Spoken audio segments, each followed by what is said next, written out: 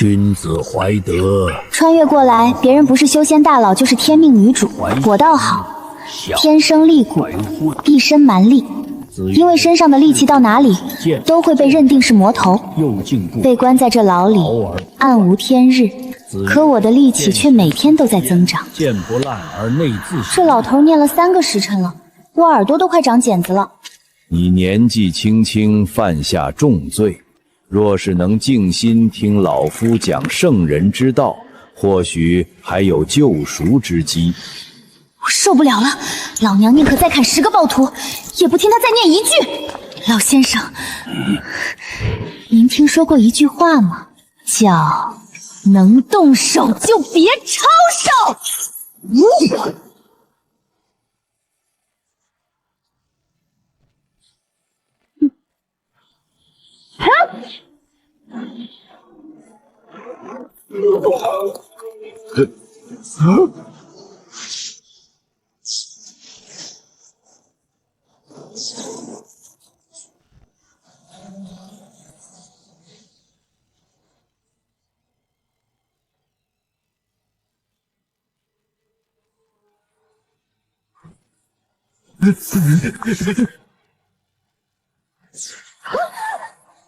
哪来的小白脸，敢管老娘的闲事？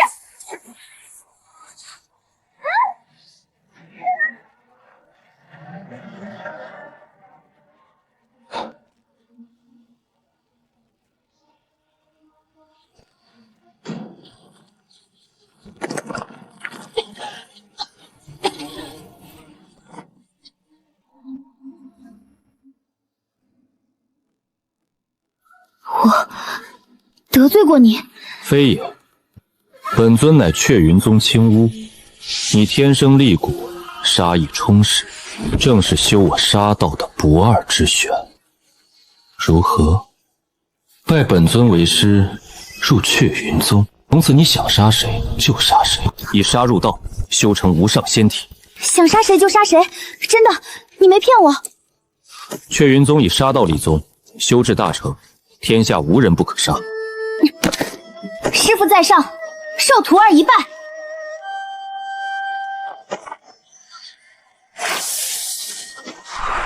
是，要不要这么快啊？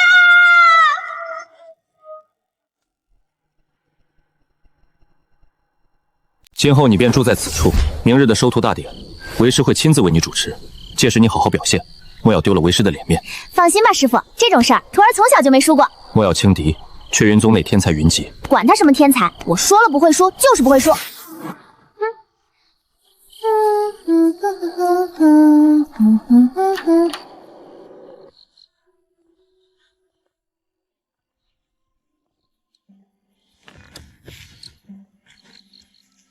传来那年我13岁，在这儿苟延残喘活了5年，现在这日子总算是有点盼头。这次又做什么乱七八糟的梦？叮！恭喜宿主绑定以德服人唐僧系统，系统编号001为您服务。啥玩意儿？唐什么僧？本系统将赋予宿主口灿莲花之能，以礼教化众生，但同时宿主将无法使用原有神力，且修炼速度会大幅降低。所以不能杀了。正是，宿主将以道理代替杀伐，以佛法感化代替杀伐。行行行，感化就感化，困死了。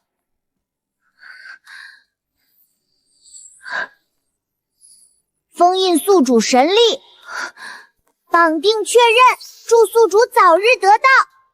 老娘传来都好几年了，梦到过系统无数回了，反正都是做梦。明天酒醒了，谁还记得？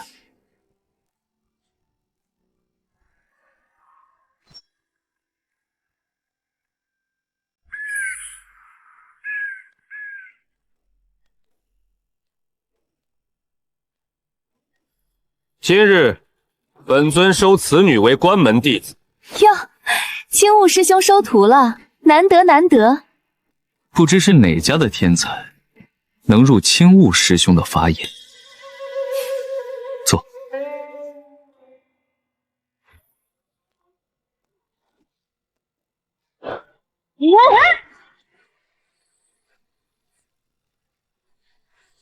不对啊，我的天生神力呢？青梧师兄，你收的这弟子灵力怎么比刚入门的小弟子还弱呀？这就是祭灵门的新弟子，灵力弱成这样，是来凑数的吧？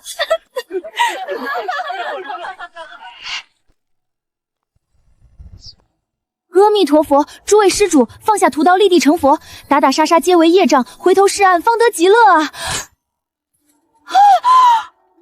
我的嘴怎么不听使唤了？这是来雀云宗传教的。青梧，你是打算把祭灵门改成佛堂不成？完了完了完了！老娘是来学杀人的，不是来当和尚的。这贼老天是要玩死我！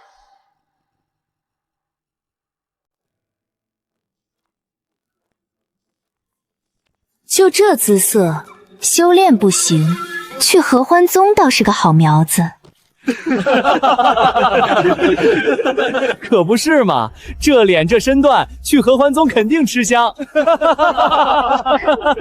师弟啊，你以往的眼光不是毒得很吗？这次怎么收了个中看不中用的回来？你凭什么这么说我？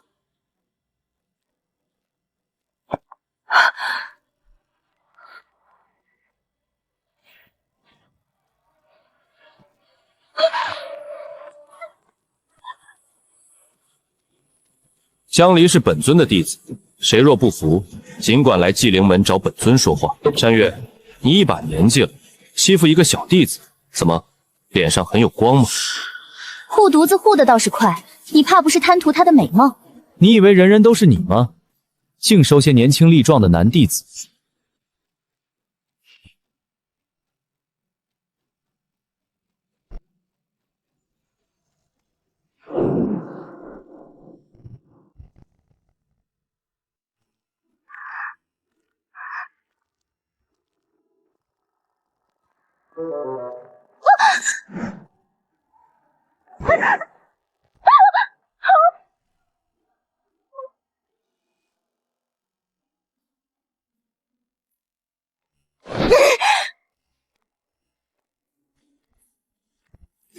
进入我门，便是我徒。想走可以，把为师毒死再说。你个小白脸，活阎王断子绝孙的死变态！老娘诅咒你喝水塞牙，走路摔跤！怎么，可有想清楚？你说毒死你就行，只要你有这个本事，那一言为定。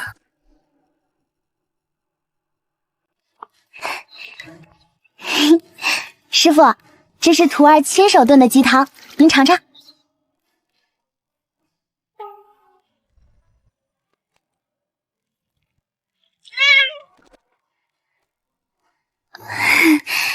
可能盐放多了呗。是吗？原来如此啊。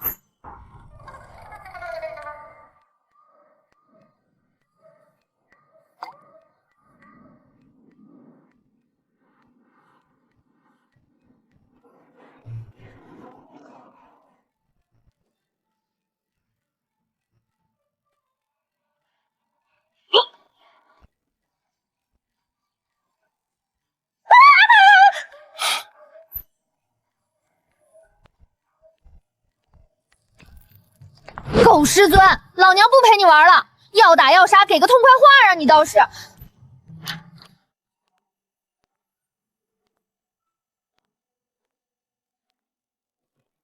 明日随众弟子去听学。哟，这不是我们雀云宗第一废物吗？怎么还真来上学啊？叶师姐，你有所不知，有些人当和尚都当不好，还妄想修道呢。照我说，你还不如去佛门，就凭你这张脸，勾引几个僧人双修，修为说不定长得比在这快。怎么，上次不是挺会说的吗？这下连话都不会说了。被动技能启动。阿弥陀佛，子不教父之过，你爹不教你，你爹的错。阿弥陀佛，要是你爹知道你来宗门是为了跟人耍嘴皮子，还不如把你送到集市卖猪肉，当个市井泼妇，恐怕天赋更高。阿弥陀佛。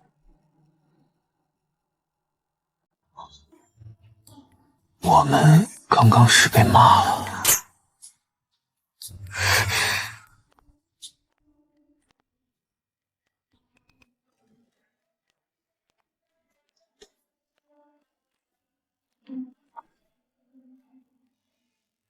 师妹教训的是，师姐此番受教了。她吃错药了。好，好。长老容禀，将离师妹修为全无，所学所修皆与我雀云宗杀道相悖，留在宗门恐怕耽误了师妹的前程，不如另觅良处，也好让她发挥所长。多谢师姐关心，不过我就喜欢雀云宗，就喜欢听长老授课。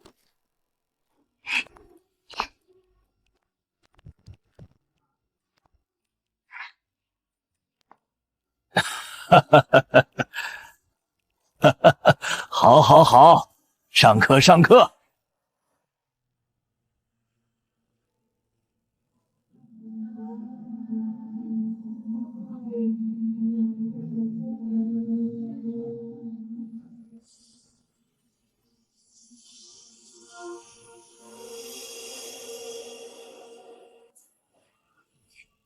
可惜了这悟性，偏偏经脉如此滞涩。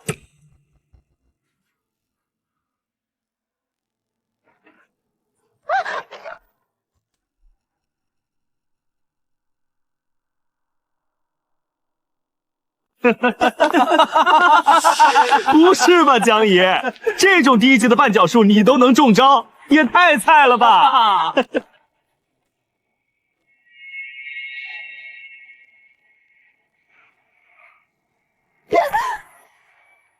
想走？那你想怎样？你以为那个老东西夸你几句就了不起了？废物就是废物，再怎么折腾也成不了气候。你说的对。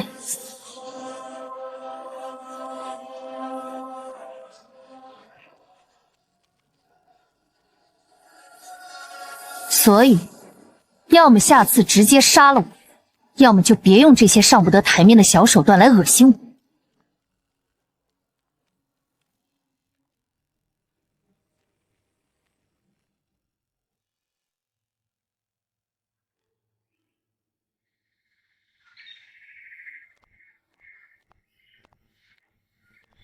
江师妹，青无仙尊请你去用晚膳。不去，不饿。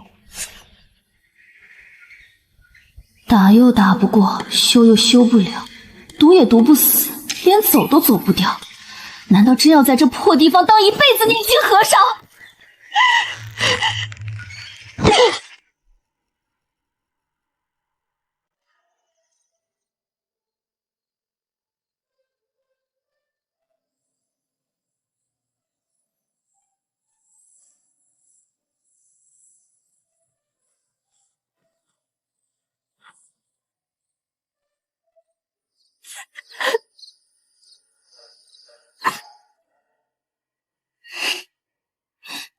不许哭，哭什么哭？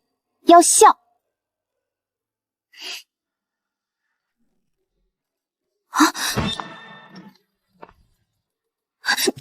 随便进小姑娘房间，你是憨熊吗？憨熊，何意？算了，说了你也不懂，你走吧。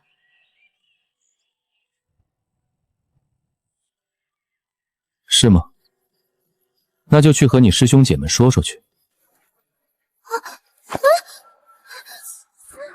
放开我！狗师尊，我讨厌你！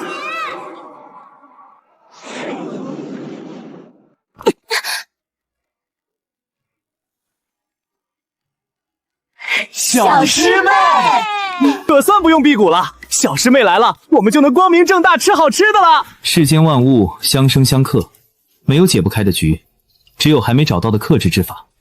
比如你这几个顽劣的师兄弟姐妹，克制他们的法子，就是不让他们吃烧鸡。所以师姐师兄他们是黄鼠狼成精。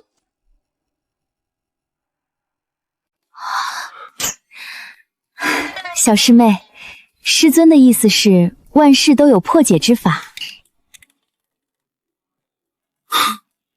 朽木不可雕也。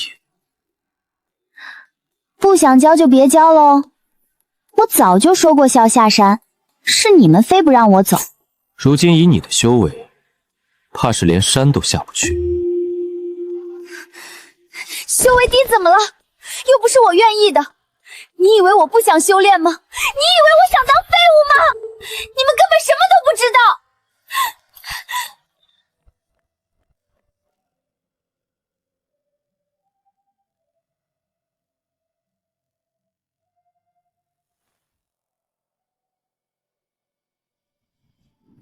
世间万物相生相克，没有解不开的局，只有还没找到的克制之法。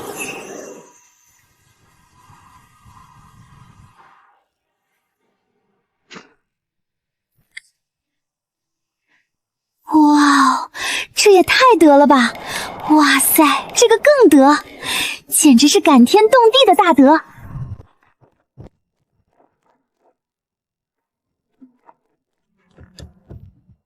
检查功课。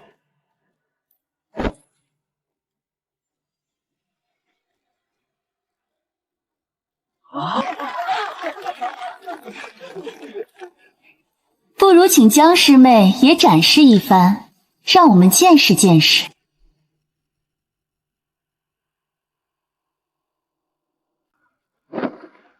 行啊。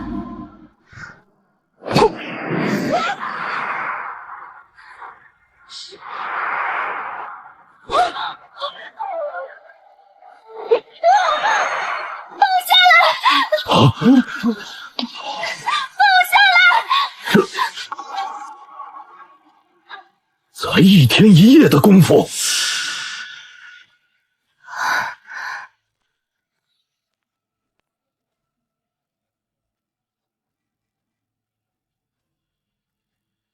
炼气一境。一境，果真是炼气一境，怎会有如此之强的实力？简直不符合常理。师妹怕不是修了什么邪魔外道，长老还是小心些为好，免得他走火入魔。江离，你昨日分明还难以修炼，今日却已然是炼气一境，还能凭一境之力碾压4境弟子，你这分明是修炼了邪魔外道。我没有修炼邪魔外道，这些都是我用雀云宗古籍悟出来的。本座给你机会悔改，你非但不领情，还走上歪门邪道。这堂课你不必上了，回去好好反省，好自为之。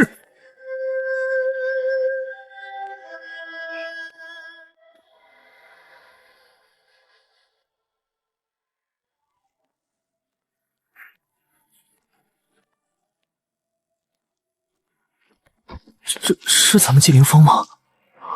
小师妹，你没事吧？没事，挺好的。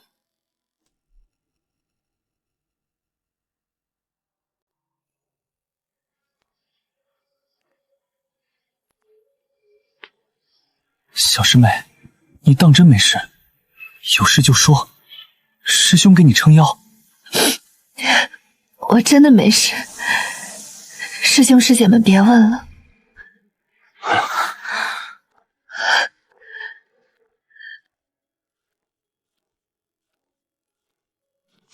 不对劲，小师妹绝对不对劲，咱们得去找师尊。季凌风，是。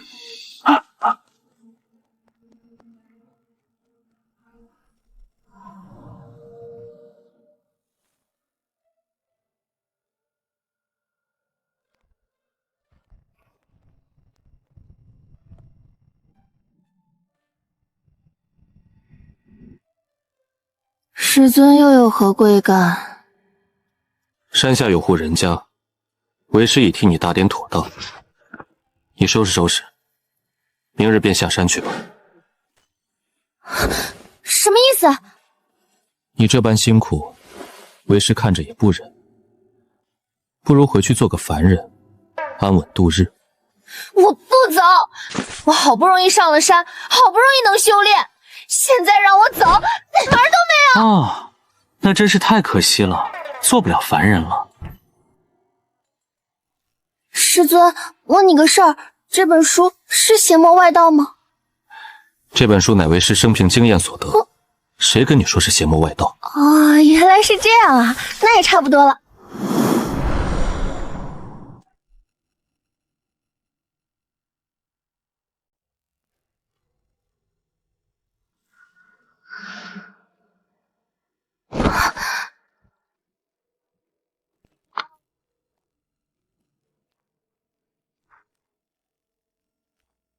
青雾仙尊深更半夜闯入女弟子住所，你枉为师表！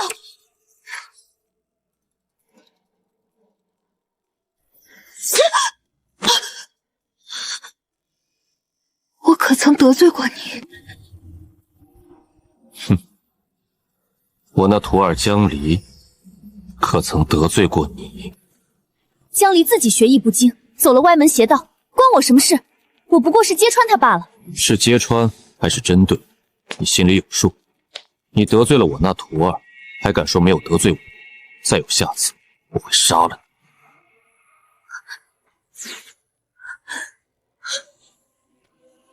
你。师父，青雾仙尊昨夜闯入弟子房中，弟子清白险些不保，求师父弟子做主。岂有此理！亏得全宗上下尊他一句仙尊，简直枉为人师。听说有人不仅污蔑本尊，还处处针对本尊的徒儿江离。你来的正好，我正要为苏荷讨个公道。巧了，我也正好想给自己徒弟讨个公道。真是稀奇，我怎么不知道师弟还有这样讲道理的一面？是啊，以往要是遇到让师弟不痛快的事儿，他不把人天灵盖掀了都算万幸。今日是当真转了性，还是知道自己理亏，才假模假样的来谈论？你们说够了吗？既然说够了，那就换我说。听说你和叶苏鹤污蔑我徒儿江离修炼邪魔带道，可有此事？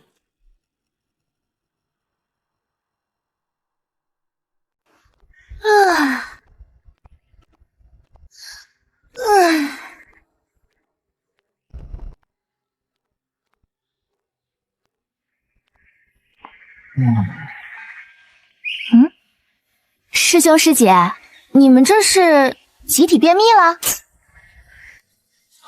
比便秘严重多了。师尊今晚被传讯去了流云殿。去宗门怎么了？不是很正常吗？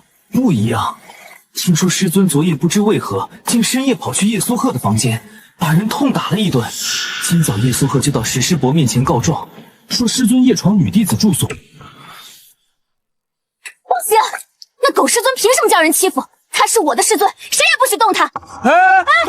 老夫亲眼所见，江离前一日修炼一窍不通，过了一夜竟功力大增，甚至压制了炼气4境的叶苏鹤。可他修为明明只有炼气1境，这不是邪魔药道是什么？谁敢污蔑我师尊？来，睁大你的狗眼看清楚！老娘不眠不休熬了整整1个晚上才把这仙法修明白，眼睛都快瞎了。结果呢，你们轻飘飘一句邪魔歪道就把我打发了。你们自己做不到的事，别人做到了就是邪门歪道。此书乃本尊亲手编写，宗内藏书阁有收录，通过了历代祖师元神考验。怎么，你的意思是本尊的功法有错，还是师祖们全都看走了眼？给老娘看清楚了！你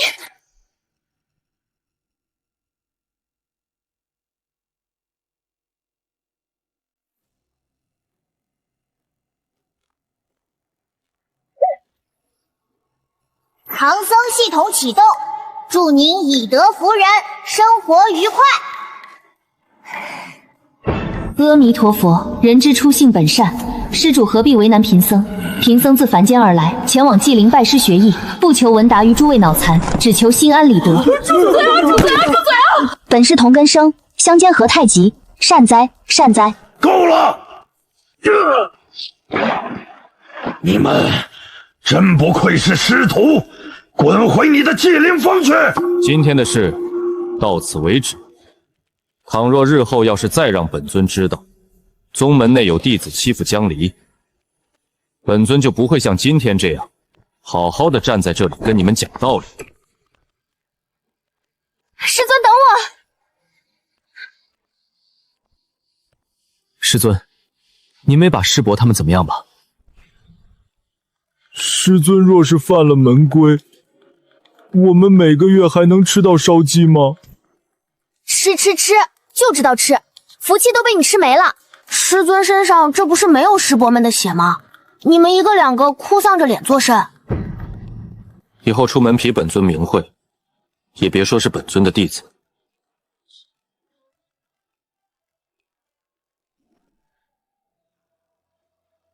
师尊，你生气了吗？师尊，你还在生气吗？我都给你道歉了。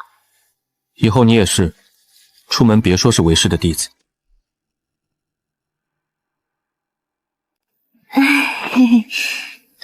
对不起啊，师尊，今天这事儿是我连累你了，要不是我，你也不可能会被他们为难的。他们为难我？你觉得本尊像是会被随意为难的人吗？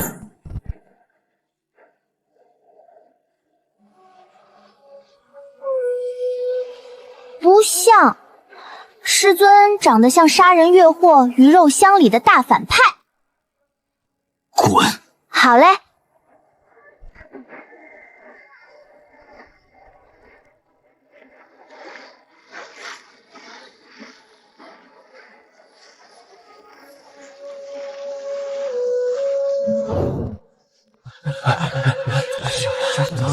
走，离他远点。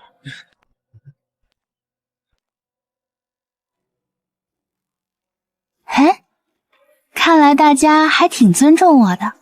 关于灵气和怨气，可有人有不同的见解？叶苏赫，你来回答。长老，其实我对灵气和怨气，算了。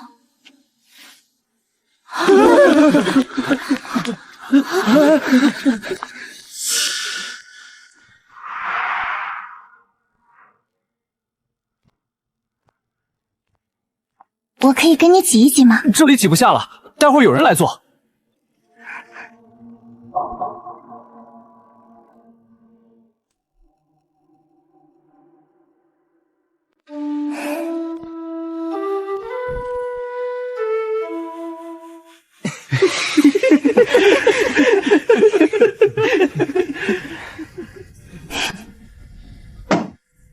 肃静！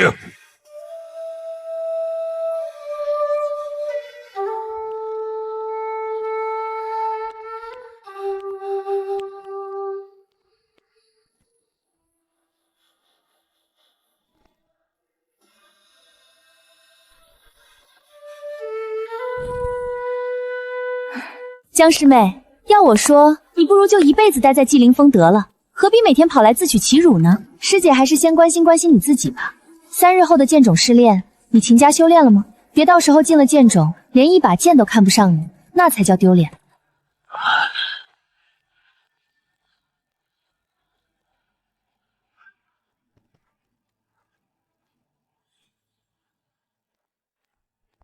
师姐，青鱼仙尊叫您速去铺玉亭。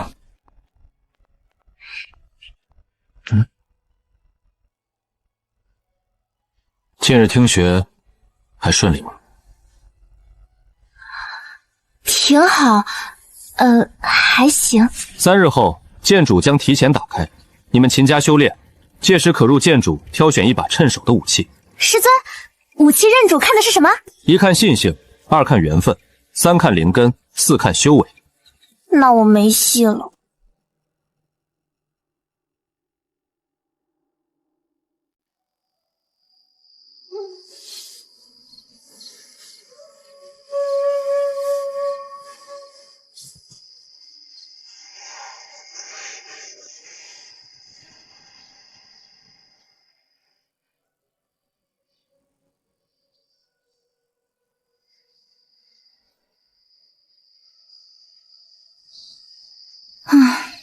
师尊，您能别每次都跟鬼一样飘过来吗？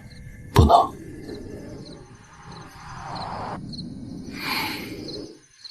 师尊，我觉得我修仙无望了，这辈子都别想修成大道了。何出此言？就是觉得我不配。若你是因为别人生出这样的念想，大可不必。天上的月亮不会因为你我对它的态度发生变化，月亮还是月亮。可我本来就不是月亮，人家是天上月，我是屋上瓦，您当初又何面将我带回来？若你非要早早给自己定下命运，妄自菲薄，那才是真正执迷不悟。师尊，您是天之骄子，您哪里就要给自己定命运？分明是万般皆是命。你从别人眼里看到的你，并非真正的你，你以为的命也不是你的命。凡人之力微薄，并非要你撼天动地，我让你去等，是为了等一个合适的时机。人生既为量，一为命，二为遇，三为机缘，四为持之以恒。有时只需后面两者，便可称之为人定胜天。为师的话，你好好想。师尊，你也觉得我很差吗？你很好，是为师收过的最出色得意的弟子。我真的不差吗？武器认主，一看信性，二看缘分，三看灵根，四看修为。和师尊说的一模一样。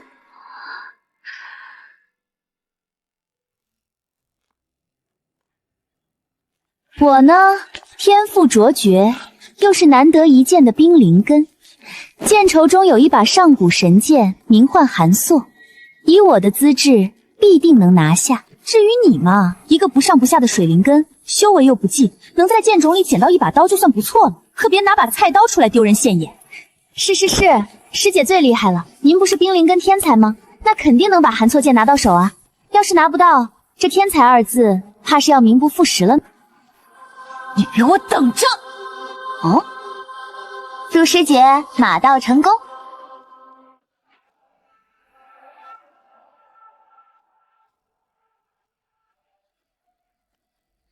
按抽签顺序进入剑种，20人一组，依次上前抽取签号。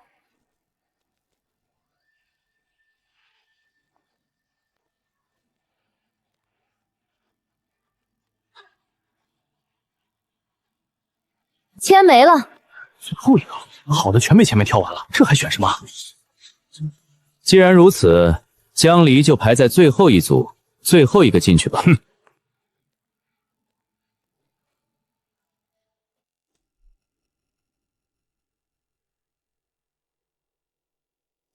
废物就是废物，连抽签这种事儿上，照样比不过我。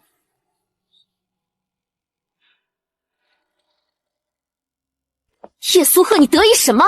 还没进去呢，就尾巴翘上天。还是那句话，先拿到韩错，再来跟我炫耀。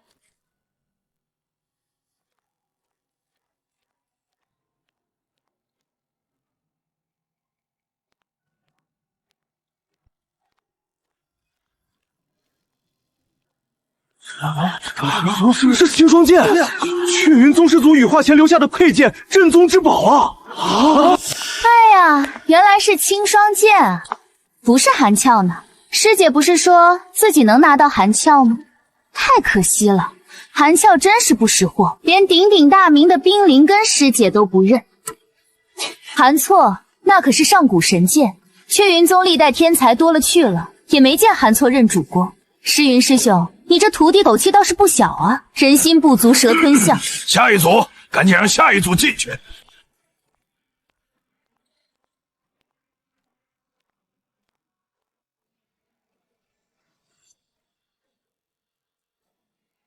小师弟这新收的弟子，倒是勤奋的紧。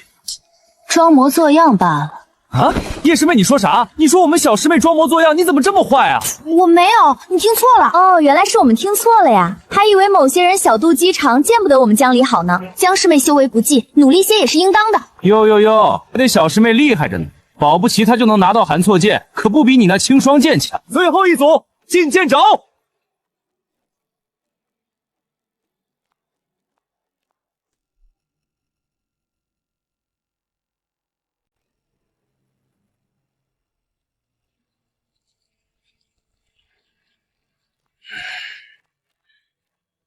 真晦气，跟你这个废物分到一组，哪里还能挑到什么好剑？别挡道，一边去！算了，走这边。总觉得这里面有什么东西在叫我名字。居然跟这个废物分在了一组，真是晦气。走，咱们去那边找，跟他走一块准倒霉。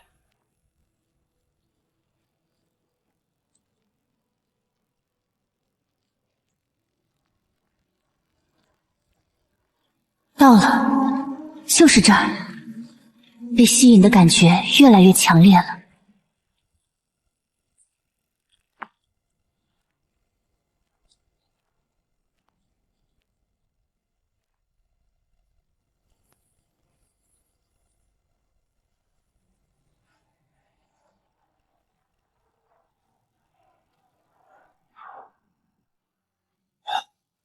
小师妹怎么还不出来？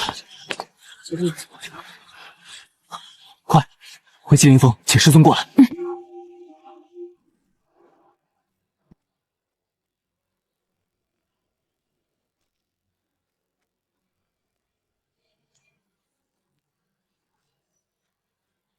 那是韩作剑。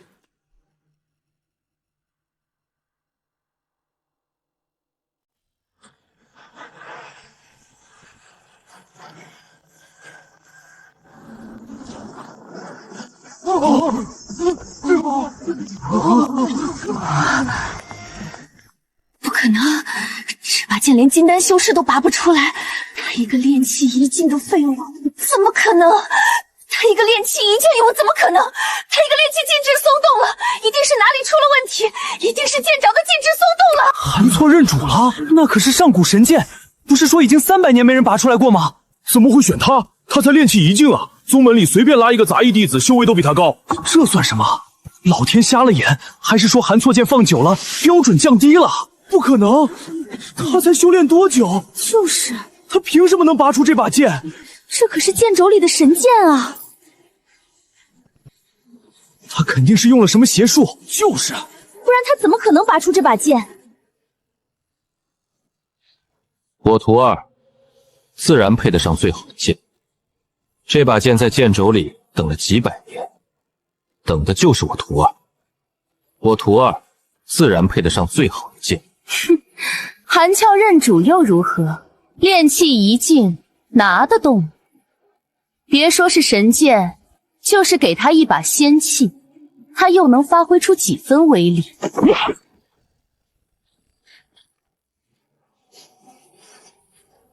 挺轻的，仙尊要不要试试？贫僧可以借您挥2下，看看您拿不拿得动。这周师兄。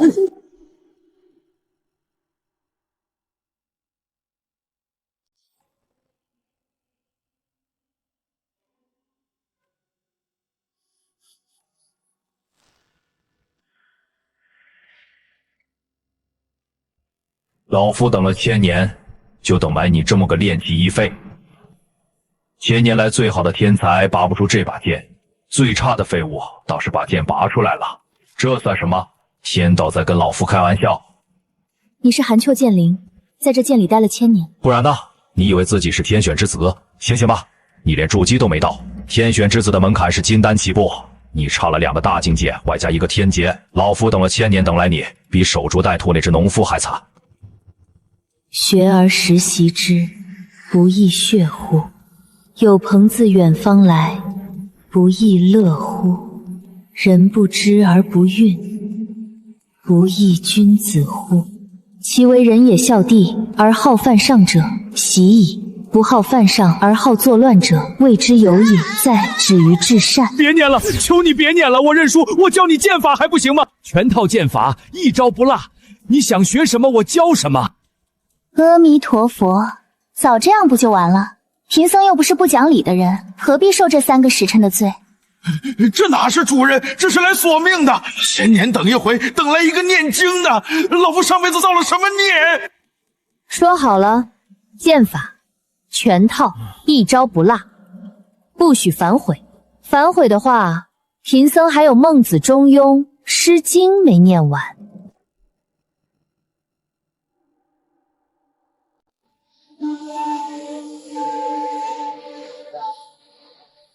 握剑的手再往下沉3分，不是让你攥死他，是让你握住它。脚下站稳，重心放到脚后跟，别跟没吃饭似的。你早饭到底吃了没？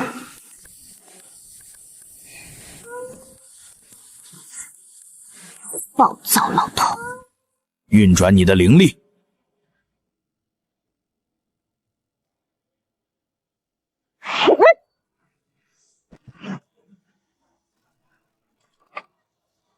你这什么奇葩路子？炼气一静，剑气倒快赶上筑基了。别人突破是往上涨，一层一层往上叠，你是横着涨，光长块头不长个子。你就说厉不厉害吧？往上涨，横着涨，能打赢不就行喽？厉害个屁！横着涨也是炼气。出去罢！人家报修为，你报什么？炼气一境大圆满，你脑子是不是有毛病？江离，可以再加个潜水。物理超度专业炼气一境大圆满。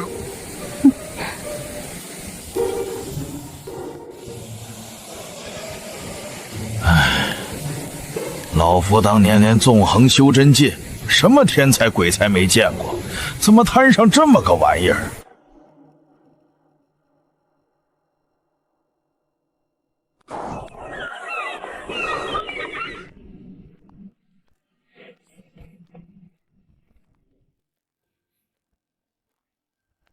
炼气一境没资格进3层以上，这是门规，写在这里几百年了，谁都不能破。你要是想查东西，1层够用了。长老说的对，规矩就是规矩，贫僧尊重规矩。你这是干什么？把剑插地上是什么意思？阿弥陀佛，贫僧就在这儿等，等到您觉得我够格为止。示威？您1天觉得不够格，贫僧等1天；1年觉得不够格，贫僧等1年。那你等着吧，老夫守了80年藏经阁，什么人没见过？你这种耍赖的也不是头一个，最多做半天就跑了。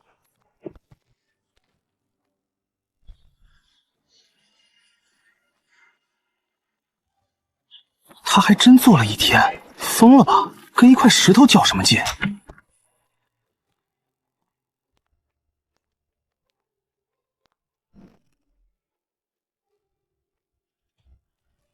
还不走？做了1整天了，腿不麻吗？不着急，贫僧有耐心。当年跟师父念经，能把师尊念到闭关，比耐心，贫僧还没输过。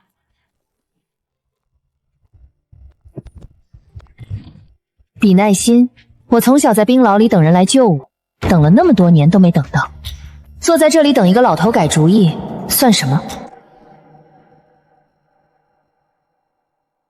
师兄且慢，贫僧观你眉间有煞气，印堂发暗，眼下有轻影，不如听一段心经，净化心灵。观自在菩萨行深般若波罗蜜之时，侧重不孕，亦复如此。观自在菩萨行深般若波罗蜜多时，照见五蕴皆空，度一切苦恶。舍利子，色即异空，空不异色，色即是空，空即是色。火气太盛，容易走火入魔，水火不济则经脉受损。贫僧给你讲讲清心诀，先平心静气，再练火系功法。能知道大脉部专项解读是兴趣，如是咒想行实亦复如是。舍利子是诸法空相，不生不灭，不垢不净，不增不减，是故空中无色。如受想行。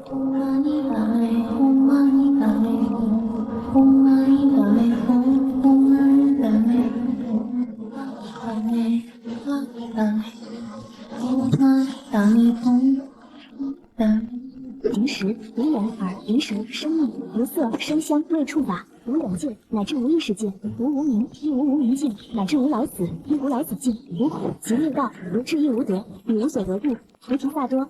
依般若波罗蜜多故，心无挂碍，无挂碍故，无有恐怖，远离颠倒梦想，究竟涅槃。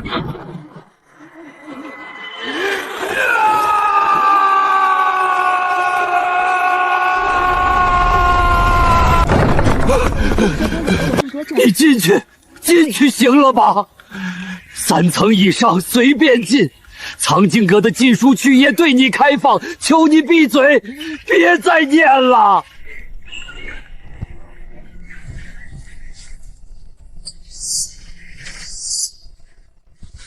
多谢长老，长老慈悲，贫僧就知道长老是个通情达理的人。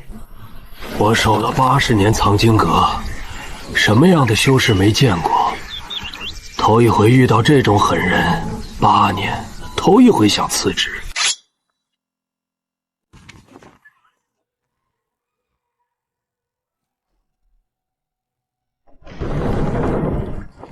这就是禁书区了吗？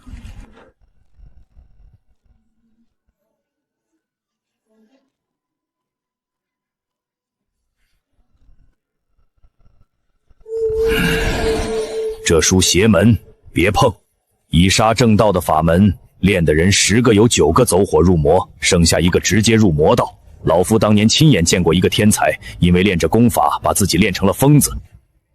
我说你这丫头，听人劝吃饱饭行不行？这书真的碰不得。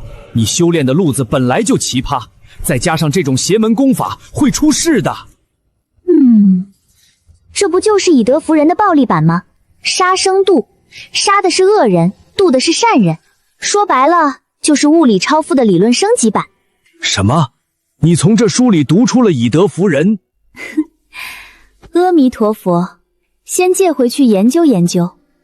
杀生渡，渡的是生还是死？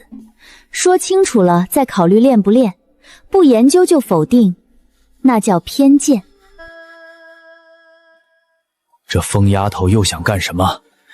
别人看到这种邪门功法躲都来不及，她还往上凑，还说什么研究研究。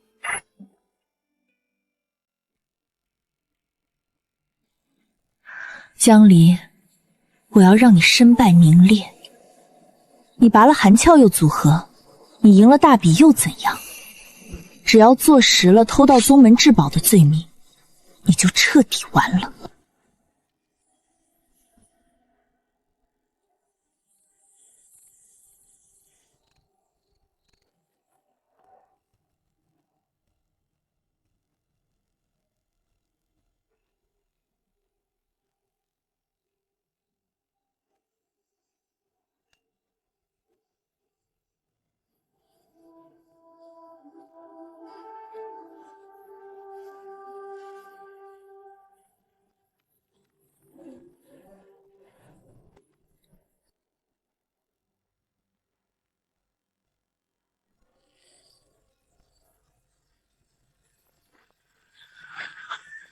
琉璃盏失窃，全宗搜查，各院各房一个不漏。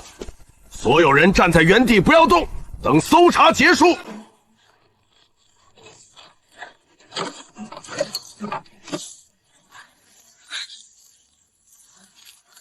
找到了，在江离枕头下面，藏得还挺深。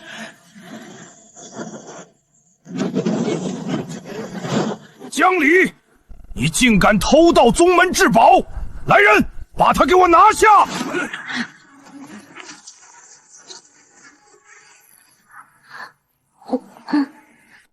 啊！我说我不知道，你们信吗？这玩意儿我见都没见过。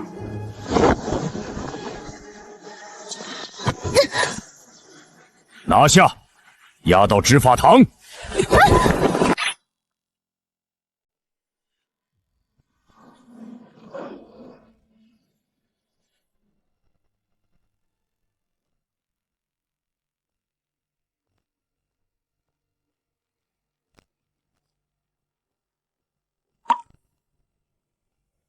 江离，人赃并获，你还有何话说？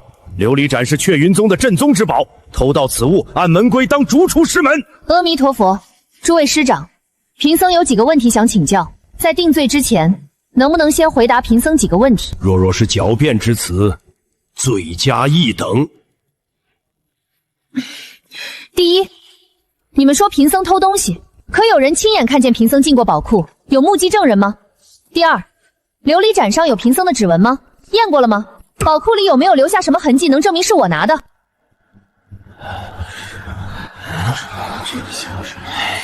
这是怎么回事啊？第三，贫僧一个炼气1境，修为全宗门最低，怎么可能突破宝库的3重禁制？那禁制连金丹修士都要费一番功夫。第四，偷了东西不跑不藏，就大拉拉的放枕头底下，是怕别人找不到吗？这不合常理。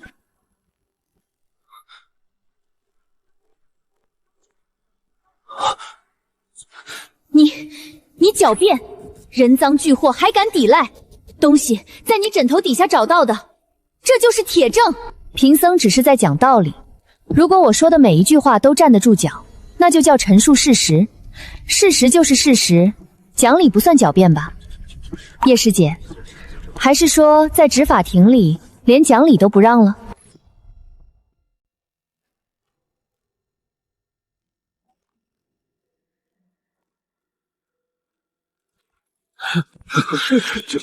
听说有人找我徒弟麻烦，我特意过来执法庭看看。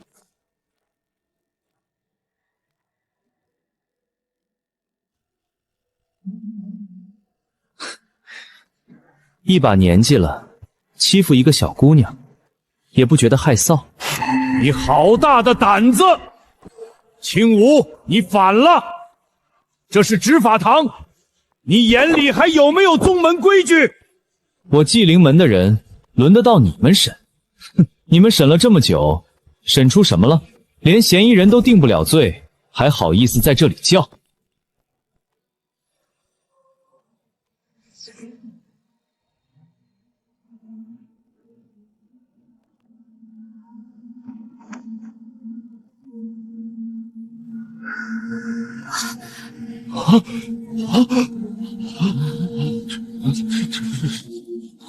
师姐，真的是你陷害的江雷吗？说，怎么不继续了？现在告诉我，谁才是贼？师贼，谁逐出师门？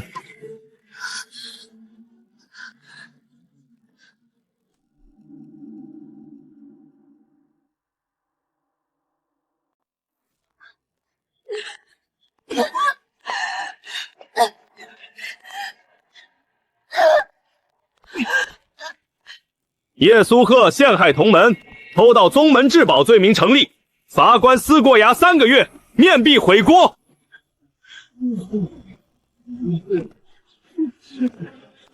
期间不得踏出撕过牙半步。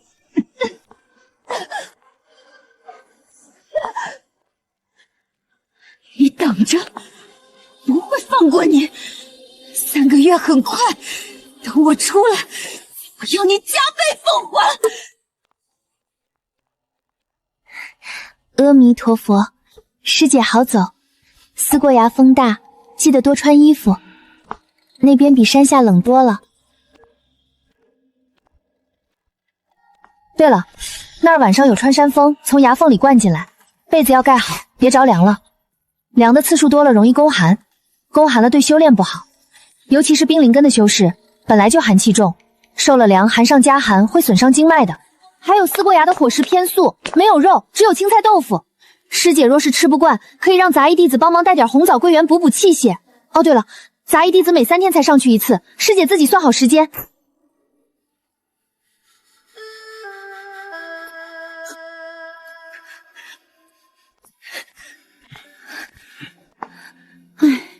年纪轻轻脾气这么大，难怪修炼不顺，生一次气经脉堵一次，3年白修。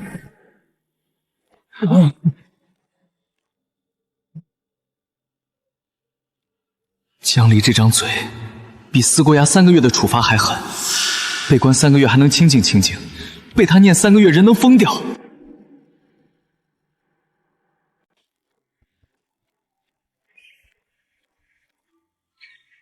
小师妹受委屈了，师兄给你做烧鸡，3只，不5只，一个都不能少。上次你说要加蜂蜜的那种，3只加蜂蜜，2只加孜然，就这么定了。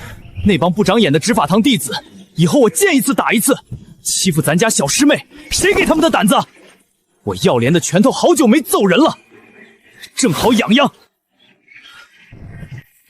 以后谁敢欺负你，师姐替你骂回去，骂到他祖坟冒白烟，骂到他祖宗18代在阴曹地府都待不安稳。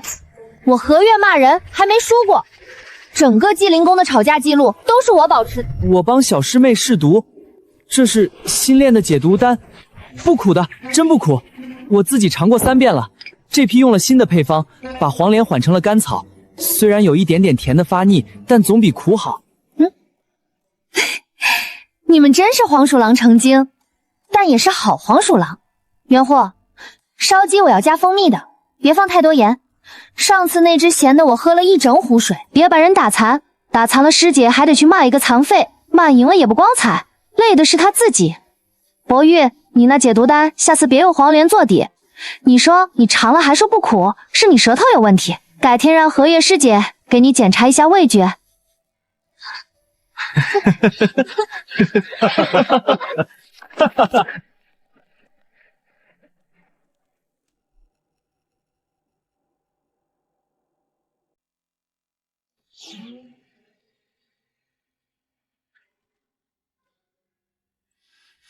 这书你看了3天了，看出什么名堂没有？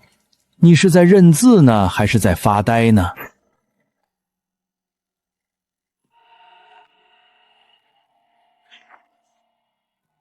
杀尸生痛，每次运到丹田就散，跟往漏桶里转水一样，灌多少漏多少。杀生度靠的是杀气驱动，杀气越重，心法运转越快。你连杀鸡都要念3遍往生咒，杀气从哪儿来？从经文里来。那什么功法适合我？你说念经的时候灵力波动最强，可我总不能天天念经不练功吧？你还别说，你念经的时候灵力变动虽然跟杀气完全相反，但那个强度确实不低。杀气是往外炸的，你念经的灵力是往里收的，稳得像老和尚敲木鱼。所以我的路子可能是反着来的，别人靠杀气成寸杀招，我靠念经推动剑招。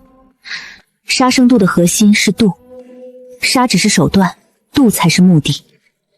你的意思是把这功法倒过来练，杀气驱动改复成经文驱动，这路子从没人走过，练差了可别怪老夫没提醒你。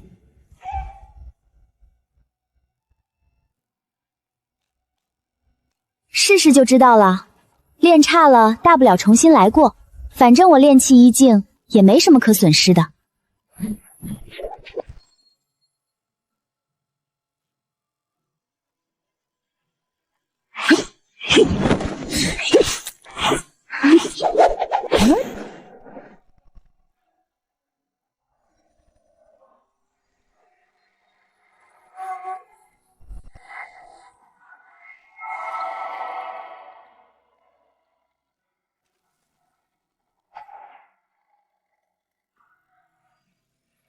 你还真给他搞成了，用经文把杀气替换掉了，这灵力性质完全变了。杀生度的壳，念经的和，壳是前辈写的，和是我自己的。别人的杀生度是杀一人度一人，我的杀生度是讲一人度一人，讲不通再杀。哼，这疯丫头还真把邪门功法给改了。杀生度简成念经度，说出去整个修真界都得炸锅。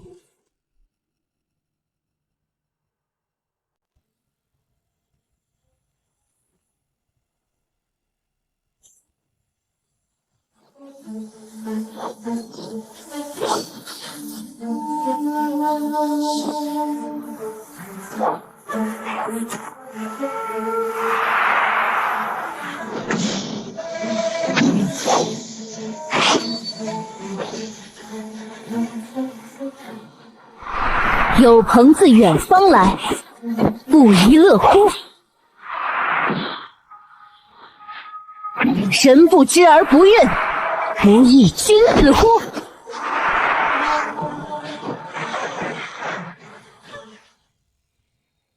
你这什么玩意儿？念经就念经，练剑就练剑，你俩会一块算怎么回事？这叫讲理剑法。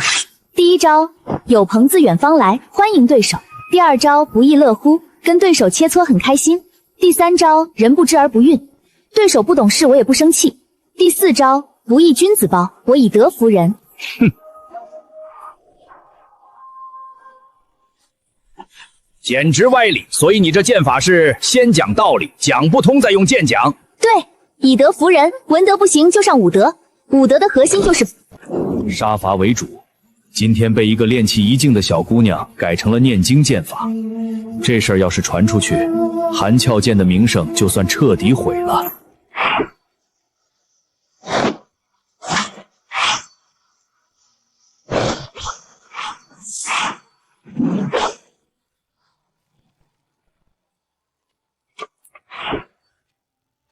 你刚才那招不亦君子乎？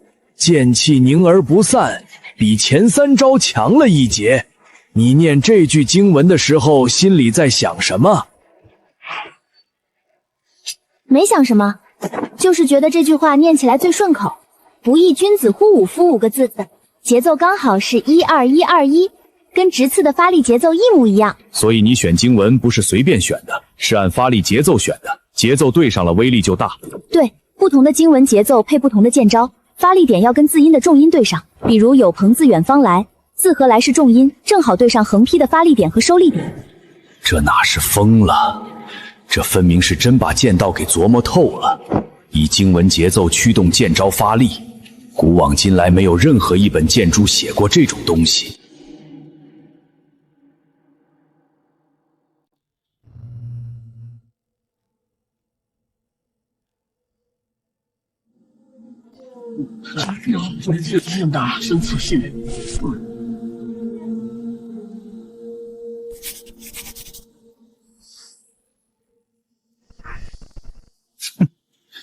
练气一境也敢报名大比？今年报名的弟子最低也是筑基初期，你一个练气境混在里面，是来凑数的，还是来博眼球的？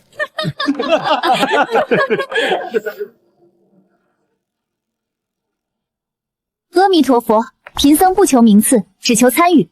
另外，仙尊，淘汰的定义是技不如人，贫僧还没打呢，您怎么知道被淘汰的一定是我？万一我被淘汰了，那是技不如人；万一我没被淘汰，那您这句话就是说早了。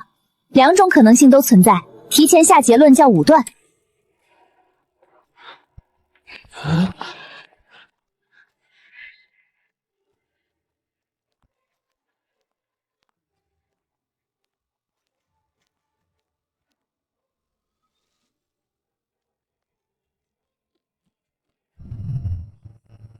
又敲剑柄，每次你敲剑柄都没好事。上次敲完剑柄，你把守阁长老念到崩溃，这次又打算念叨谁？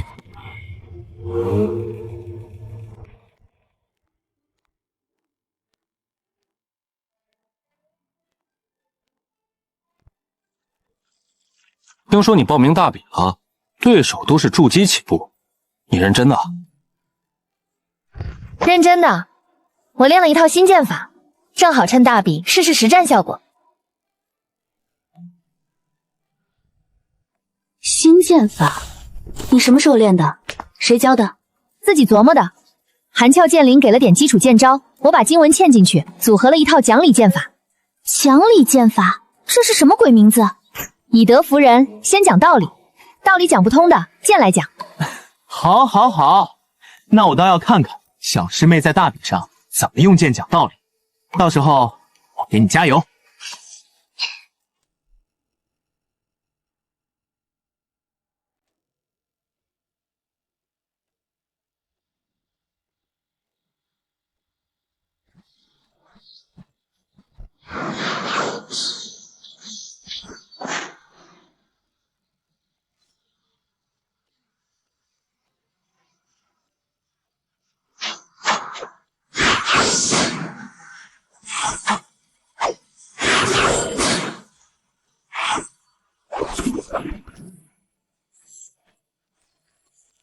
丫头，你真想拿第一，这么拼命，不知道的还以为你明天要跟金丹修士决一死战，大比又不是生死类。我不想拿第一，拿第一又不能当饭吃。我只是想证明一件事，练气一境也能打趴金丹。别人修长生，我修一口气，这口气争的不是名次，是尊严。我从小在冰牢里就学会了，别人看不起你可以，但你不能看不起自己。疯子，这丫头身上有一股劲儿，不是修为上的，是骨头里的。1000年来我见过的天才多了去了，但没几个有这股劲儿。问你个事，你那套讲理剑法为什么选《论语》当经文？心经、金刚经不是更适合你这种佛门路子吗？讲理剑法是用来跟对手对话的，不是用来打坐的。对手不听道理的时候，剑就是道理。但我希望对手先听道理，再吃剑。所以你选《论语》，是因为它本身就是一本讲道理的书。你的剑法本质上是在用剑讲道理。对，我不是为了打赢，是为了让对手心服口服。心不服，打赢了也没用。他心里恨你，下次还会来找你麻烦。口服心也服，才算真正的以德服人。以剑讲理，以德服人，他这套歪理居然也能自圆其说。关键是剑招还真不含糊。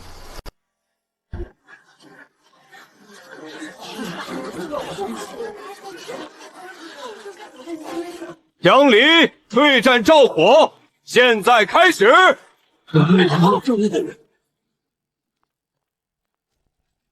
师妹，刀剑无眼，上了擂台我可不保证不会伤到你。要不你自己认输吧，省得师姐落个欺负弱小的名声。你一个练气境，受我一刀得躺10天半月。阿弥陀佛，师姐先请。贫僧是来跟你讲道理的，道理讲不通再用剑。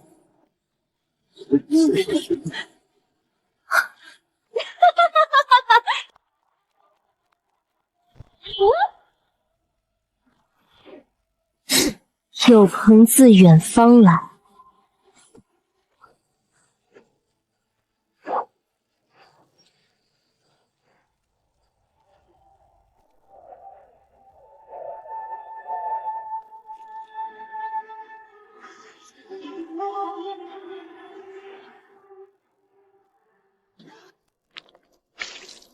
承让，贫僧刚才运用了第一招“有朋自远方来”，就是欢迎师姐来切磋的意思。师姐，你感受到了吗？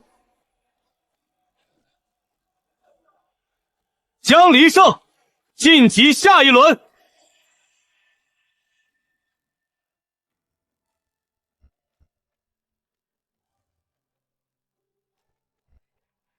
小师妹，你刚才那一剑，就那么一下，砰，人就没了。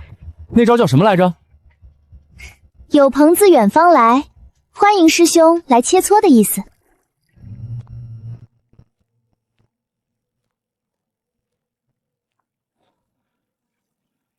这哪是欢迎，这是把人给送走了，直接送到擂台底下去。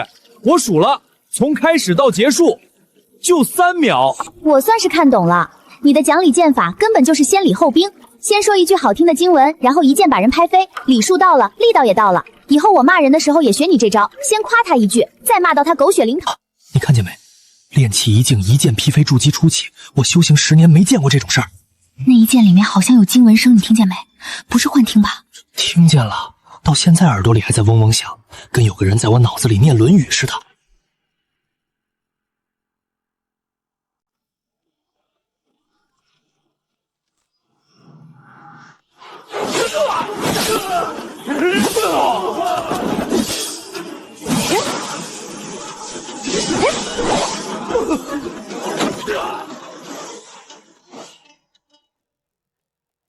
承让。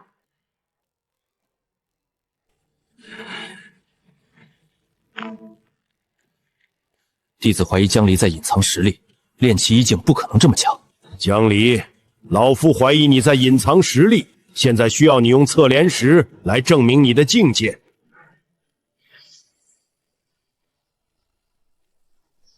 啊！什么？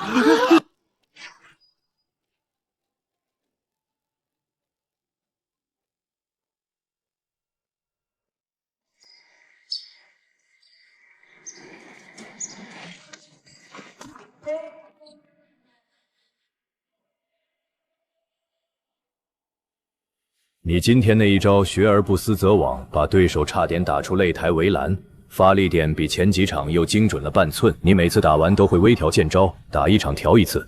你当大比是练攻防？大比就是实战测试，剑招好不好用，经文节奏对不对，只有打出来才知道。木桩不会还手，但人会。跟不同的人打，能试出剑招在不同对手身上的效果。赵括用刀，适合是横劈；今天这对手用枪，适合是协调和直刺。他不是在比赛，他是在用比赛打磨剑法。打到第7场，江离剑法明显比第1场纯熟了不止一个档次。这种进步速度，放在1000年前也够格进剑阁内门了。可惜现在的人只看修为境界，没人在乎实战中的成长。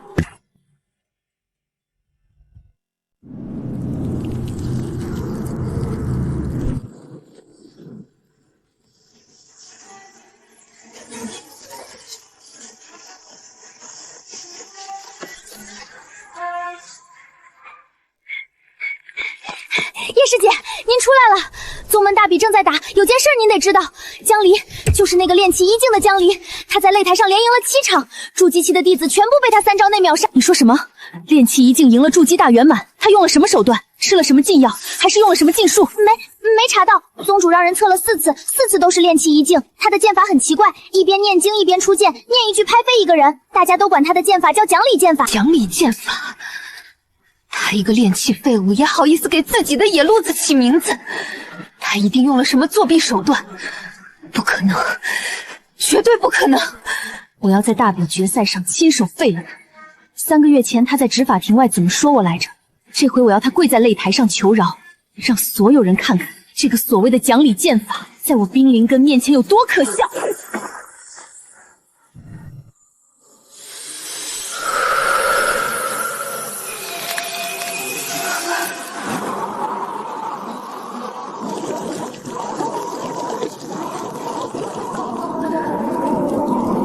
3个月，我在这鬼地方闭关了3个月，每一天都数着日子过。洞里的穿山风灌进来，耳朵冻得生疮，吃的是水煮白菜豆腐，这些都是拜他所赐。如果那天不是我大意，回溯术根本不会拍到我的脸。青乌护着他又怎么样？擂台上没人能护着他。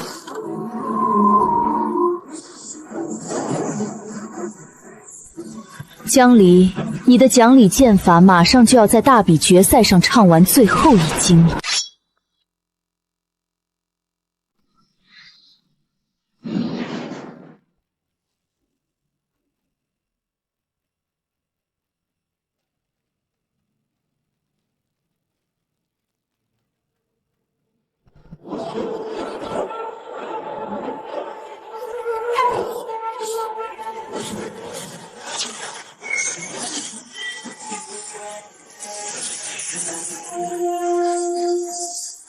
江离，3个月前你在执法庭外说的那些话，今天我要你一个字一个字吞回。阿弥陀佛，冤冤相报何时了？师姐，你关了3个月，修为长了，格局怎么没跟着长？金丹中期跟炼气一境较劲，你赢了能证明什么？证明你比我强，这事还需要证明？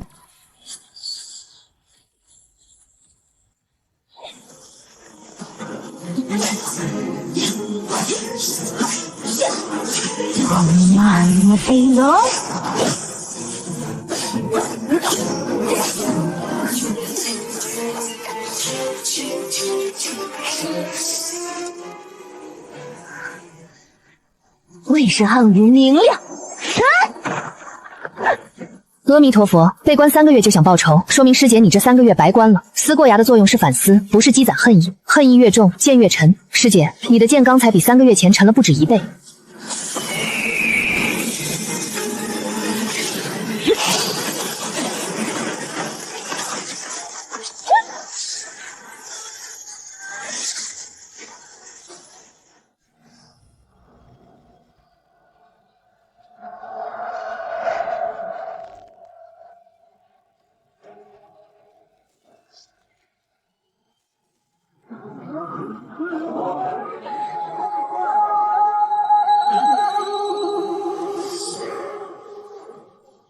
承让。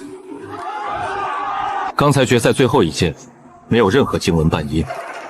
你的剑法似乎不必每招都念经，念与不念可以随心切换。念经是用来讲理的，对于不想听道理的人就不必念了，直接用剑说话更有效。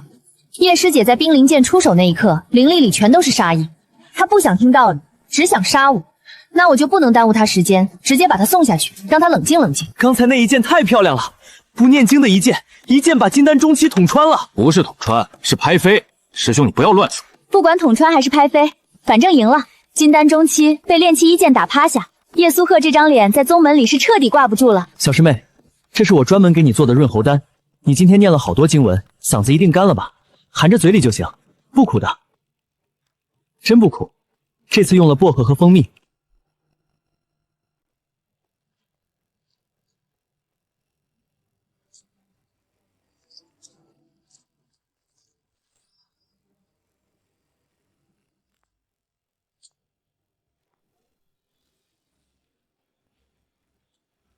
本届宗门大比结果经长老会综合评定，现予公布。魁首筑基大圆满弟子沈寒轩，江离虽在擂台上胜出，但修为境界不达标。作为大比魁首，代表雀云宗参加修真界盛会不符合惯例，故以综合评定为准。凭什么？小师妹打赢了，一场没输，全部3招以内。你们说她不达标？什么叫不达标？她赢了的都不达标，那没赢的都达标了。经过长老团商议，决定如下。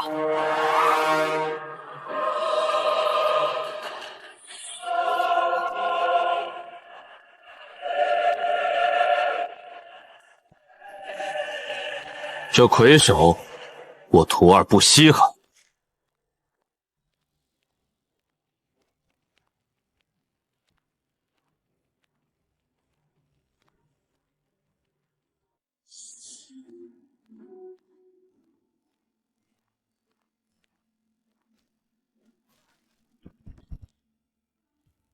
小师妹，他们不公平，你不生气吗？你哪怕说一句也行，别憋着。生气有用吗？我生气他们就会改结果？不会。我生气唯一的作用是让自己难受，对他们没任何影响。我不愿意做白费力气的事。小师妹，你想哭就哭，在咱们自己院子里不用憋着。大比第一被人抢了，谁遇到这事不得难受，不丢脸？我今天最后一场打赢了叶苏鹤，用的是不讲经文的剑招，说明讲理剑法可以不用经文伴奏，也说明我的剑法不被规矩承认，但我的剑法确实有用。名次他们能拿走，剑法他们拿不走。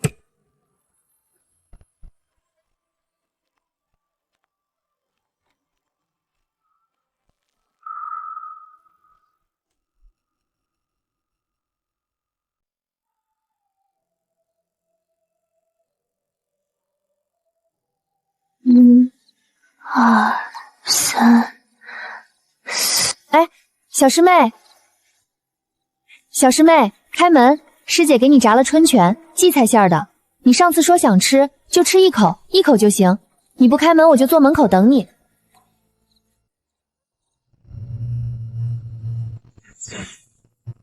不就是个名次吗？你又不是在乎名次的人，那破奖杯又不能当饭吃，不能当剑用，放屋里还占地方。剑灵，你说我是不是真的不适合修仙？别人纵向突破一层一层往上涨，我横向积累，灵力堆了3座山了，修为纹丝不动。这条路走到头，会有人承认我吗？小师妹，烧鸡凉了可以不吃，粥热的你总得喝一口吧？你从昨晚到现在滴水未进，你当自己是神仙啊？我没事，就是昨晚没睡。小师妹，我们几个商量了一整夜，那帮长老不认你的名次，我们认，你就是大比第一，没有第二。以后出门在外，谁要敢拿这事说道，我药林第一个让他闭嘴。小师妹，这是我新调的安神丹，吃了能好好睡一觉，不苦的。这次用了桂花蜜做底，甜度刚好。你要是觉得还苦，下次我把甜度再调高一层。小师兄，你是要甜死我吗？你下次别做这么甜了。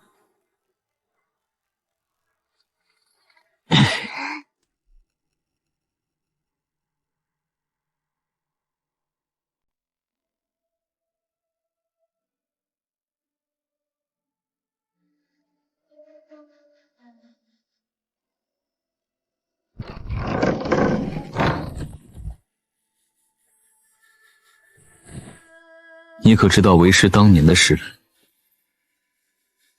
你不是天之骄子吗？天之骄子，当时全宗门的人可叫我废物。大比报名被人当场笑话，论道会被排在末席。我试过所有能试的法子，换功法，换灵脉，换修炼时辰，能换的都换了，还是没用。那你怎么挺过来的？100年被人叫废物，心里肯定不好受吧？怎么，别人说我废物，那我就真是废物了？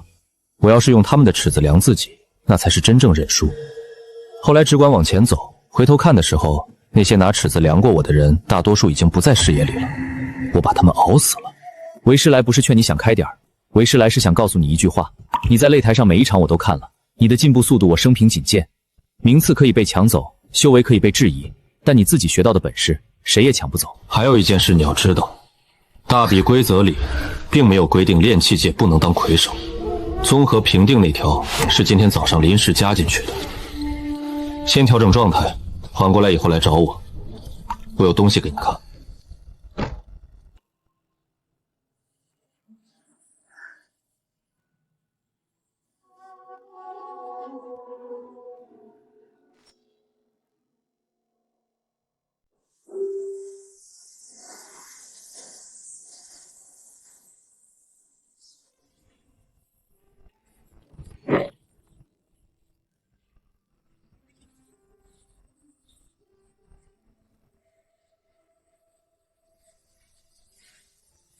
你先看看这个，这是当年为师自己画的手稿，记录了我从炼气境到突破之前横面积积累灵力的全部数据变化。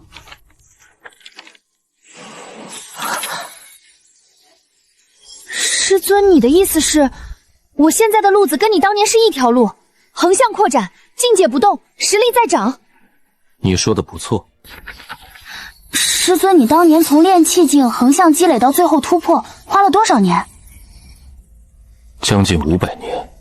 这也太久了吧！我又不是属王八的。不知，每个人都不一样。为师当年是在一场生死战中找到的，被人逼到绝境，灵力在极限状态下自发突破。但你不需要走我的老路，你走你自己的。师尊，明天开始我在这练剑，不压制灵力，全力释放。什么时候把这座山头的草木全部削平一遍？什么时候休息？为师不拦你，只有一个要求：你在这儿练剑，为师必须在场。不是不信任你，是万一你的灵力失控，为师及时出手控制范围。这是为师整理的关于月火星命格的研究手记。月火凶命是上古预言里命定的灾星，但凶星也是星。我研究了几十年，得出的结论是，月火星不是凶星，是变星。变星的能量取决于载体怎么用它，跟星本身没有关系。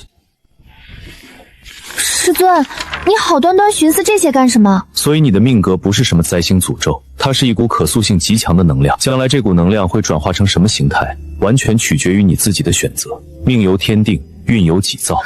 师尊，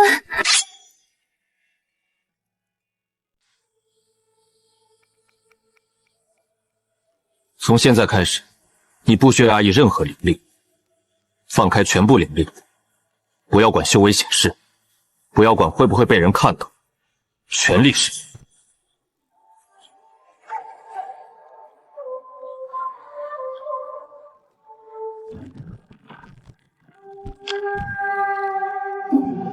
寻常筑基弟子，灵力覆盖范围不超过10丈，金丹初期100丈为极。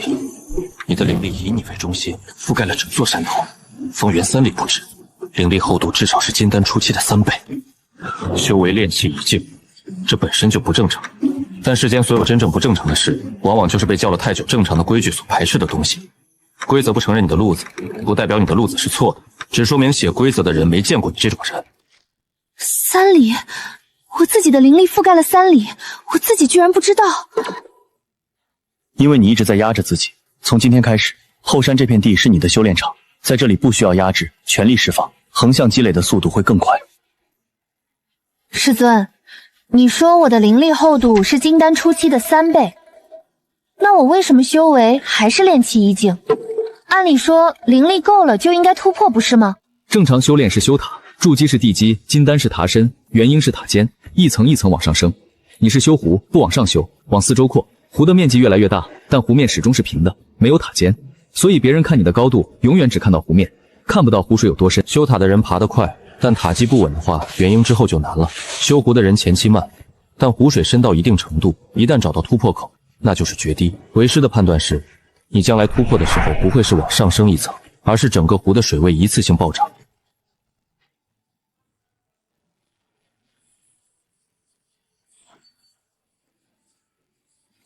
真正的修行现在才开始。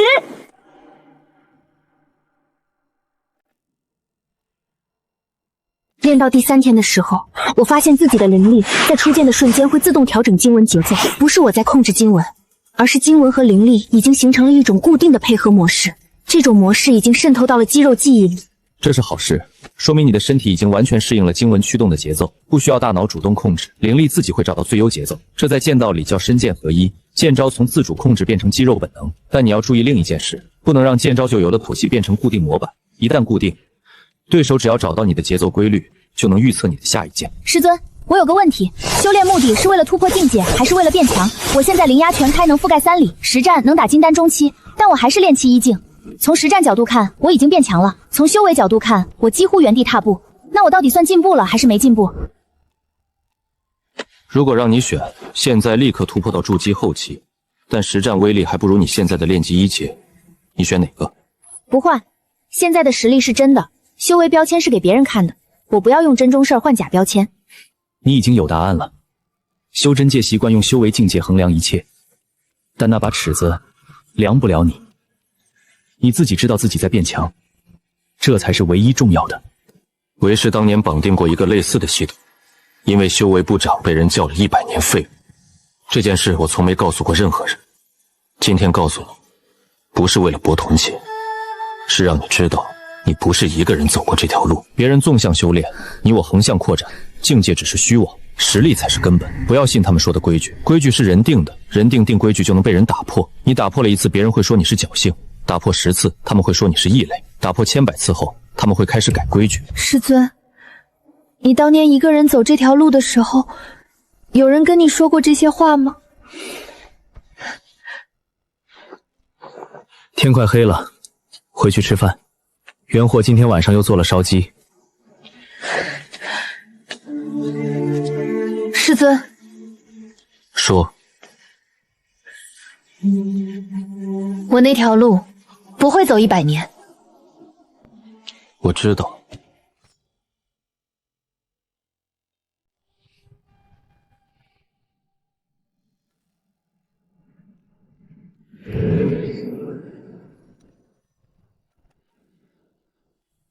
但你体内有荧惑凶命，这件事你必须知道。荧惑星出，邪魔大脑出，邪魔出，天下乱。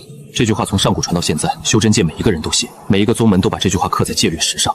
所以我是灾星，他们说的那些话其实也没错。不，灾星是注定带来灾祸的星，那是被写死的剧本，而你是变数。变数意味着不可预测，意味着旧的东西会因为你的出现而发生改变。就像一颗石子扔进一潭死水里，水面必然会起波纹，乱局之中方可破旧立新。我收你为徒，不是觉得你可怜，是觉得你就是那道打破规矩的裂缝。裂缝里会透光进来，透进来的光会照到很多原本永远照不到的地方。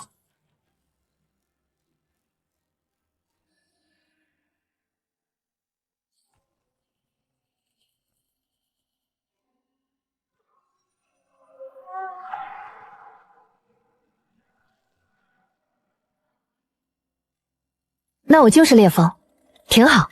裂缝就裂缝，总比一潭死水强。这里面是为师当年搜集的关于荧惑星的所有古籍残片，一共17片，你拿回去看，看不懂的来问我。荧惑星的能量性质在你体内已经开始发生变化了，你自己可能没注意到，但我能感觉到你上次在瀑布前练剑的时候，灵力的金色部分比红色部分多了将近30%。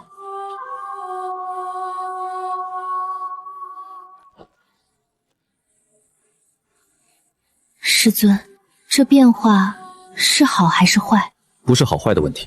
杀生度本来是暗红煞气驱动，你用的是经文驱动，经文是金色佛光，暗红在减少，金色在增加，说明你的灵力性质正在被你的剑法和经文重塑。等暗红彻底转成金色那一天，荧墨凶命这个说法就跟你彻底没关系了。不过在那之前，修真界的人一旦发现你体内有荧墨星，肯定会有动作，你要做好心理准备。为师能护你，但不能替你把所有敌人都挡在外面。他们虽然没有找到剑心，我知道，兵来将挡，水来土掩，讲不通就动手，动完手继续讲。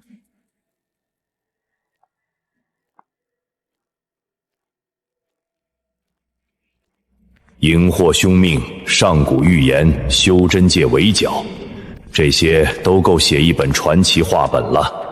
这丫头经历的麻烦事，比1000年来我见过的任何一任韩错剑主都多。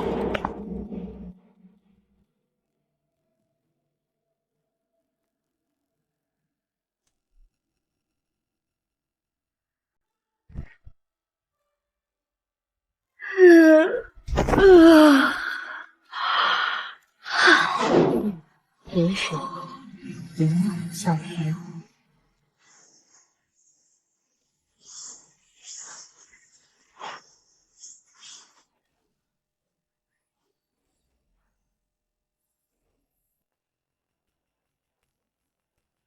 你这个状态，用凡间的话说叫什么来着？打了鸡血？不，你这比打了鸡血还猛，你这是打了凤凰血。之前纠结那么久，纯属浪费时间。既然规矩不认我这条路，那我就把路走宽到让他们不得不认。纠结没用，练剑有用。这丫头是真的开窍了，不是修为上的开窍，是脑子里的开窍。想通了什么叫别人的尺子量不了自己，整个人都利索了。小师妹，你今天练了4个时辰了，中间就喝了1次水。你再这么练下去，我做的烧鸡都追不上你消耗的体力。那你就多做2只，加蜂蜜的，少放盐。擦擦吧，小师妹，你都臭啦。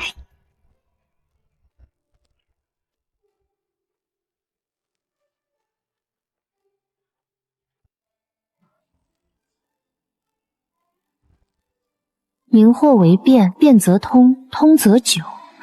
这句话跟其他产业上的说法完全不同。其他产业都在说荧惑是灾祸之源，只有这句说它是变则通。这是同一个荧惑星，还是2个人写的？荧惑为变，变则通。上古时期荧域星的记载本来就分2派，主流派说凶，非主流派说变。主流人多势力大，把非主流派的声音全压下去了，留下来的记载90%都是凶星说。你手里这几片说变的残叶，可能是当年非主流派冒死保存下来的。不清楚，算了吧，脑子要炸了。嘿，不是你要听的吗？说了你又不乐意。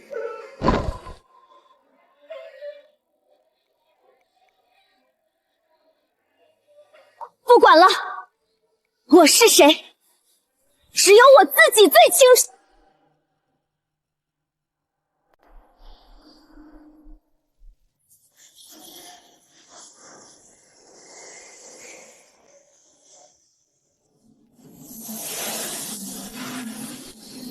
炼气2境，花了这么久，终于从1境升到了2境，灵力厚度翻了至少3倍。虽然修为显示还是炼气，但你这横向扩展的效率比之前高了一大截。练了半个月就从1境扩到2境，这速度比你师尊当年快多了。不过物理超度专业炼气2境大圆满这个前缀，说出去更丢人了。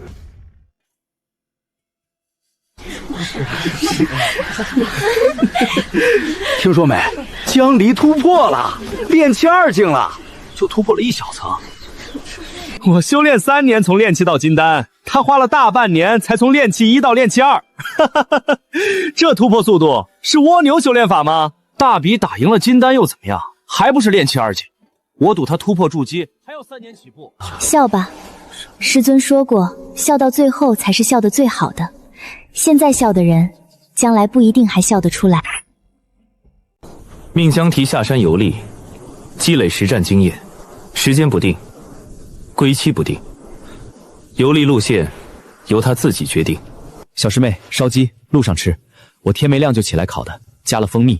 照你说的少放盐，别惹事，但也别怕事。遇到打不过的跑，跑不掉就发求救信号。师兄们立刻赶过去。有人欺负你，你就揍，揍完就跑，跑不掉就发信号。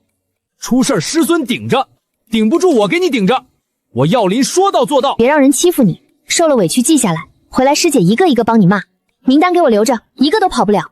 骂人我是专业的，保管骂的他们恨不得钻回娘胎里重修口德。师妹接着，这把毒药拿着防身，红色的是毒，绿色的是解药，别弄混了，弄混了也没事儿。白色的那个是万宁解药，但是吃了会拉3天肚子，3天起步上不封顶。师兄师姐们，我只是下山，不是去屠城。你们这是给我送行还是给我搬家？这么多东西，我扛着走山路会累死的。那要不我给你绑个小推车，拉着走省力。第一，荧惑星的灵力在山下不要轻易暴露，除非万不得已。第二，遇到解决不了的事，发求救信号。记住，你现在不是一个人，你有师门。第三，自己小心，不要逞强。师尊放心，我下山是去讲理的，不是去惹事的。小师妹，讲理讲不通就动手，动手不要手软。你少教他这些。第一次下山游历炼气2境，带着1只烧鸡、2瓶毒药和1个话痨剑心，这场面千年难得见。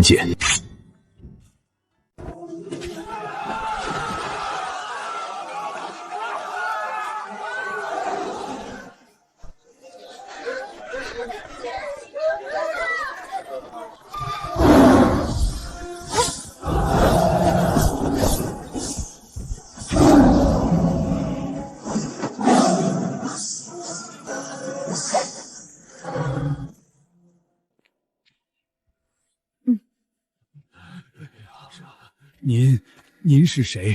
是天上派来的神仙吗？还是路过的散修大人？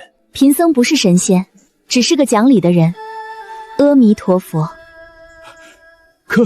可你刚才杀妖的样子好吓人，那眼睛瞪得溜圆，嘴里还吼了句什么，老朽耳朵背没听清。以德服人分文德和武德，稳德用讲道理，讲不通的用武德。方才这孽畜不吃文德这碗饭，贫僧只好端武德了，一剑下去一了百了，他省事我也省事。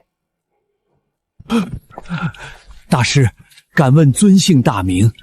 我们村虽然穷，但一定要给您立一块牌位，天天供着。您要是不留名字，我们这心里过意不去。立牌位就不用了，贫僧法号讲理，名字不重要，重要的是道理要讲清楚。以后你们村里有什么纠纷，先坐下来好好说，别动手。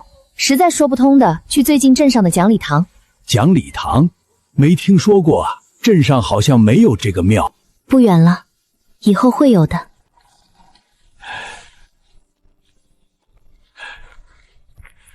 谢谢大人，谢谢大人。你这个讲理堂还八字没一撇呢，你就给人推荐上了，你这算不算虚假宣传？这叫提前布局，以后讲理堂开了，他们自然想起来今天我说的话，宣传要趁早。行了，杀妖不忘推销讲理堂，这位讲理大帝的敬业程度我是真服了。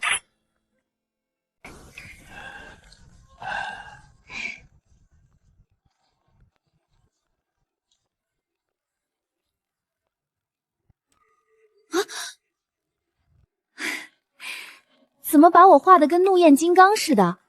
贫僧平时笑得很和善的，嘴角是往上弯的，不是往下的。这嘴是不是也太大了一点？大师救我们的时候确实面目狰狞，一剑下去血飙3尺高，您眼睛瞪得比虎妖还大，嘴里吼的什么我们也听不懂，只记得好大声，把我耳朵震得嗡嗡响了大半天。嘴画大一点是为了还原当时的场景。阿弥陀佛，贫僧只有一个请求，下次画像的时候能不能把嘴给我画小一点，稍微小一点就行，不用太大，神态也可以温和一些。嘴小了显不出气势，大师那天的气势全在那张嘴上，吼得山都震了。嘴要是缩小了，镇不住场子，以后来拜的人看了神像心里有敬畏，烧香都烧得认真些。我真服了。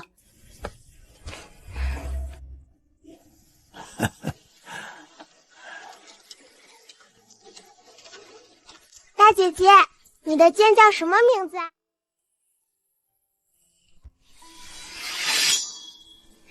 他叫韩绰，很听话，但不喜欢别人摸他，摸了他会生气，他生气的时候会嗡嗡叫。那他有没有杀过坏人？杀过一头大老虎，就是你们村头那座庙里踩着的那只。哇！大师，您上次说的那个讲理堂，老朽托人去镇上问了，确实还没有。您能不能告诉老朽，这讲理堂到底是干什么的？拜哪尊神？讲理堂不是庙，是一个地方，有纠纷的人进去，先听一段经，冷静下来之后坐下来好好说话，把道理讲清楚。讲清楚了，大多数问题就不用动手了。实在讲不清楚的，有专门的人帮他们评理。拜的不是神，是道理本身。哦，那不就是衙门吗？不是衙门，衙门靠的是律法和板子，讲理堂靠的是道理，和偶尔也会有板子。但大多数时候只有道理。那挺好的，以后要是真有了，我们村第一个去烧香。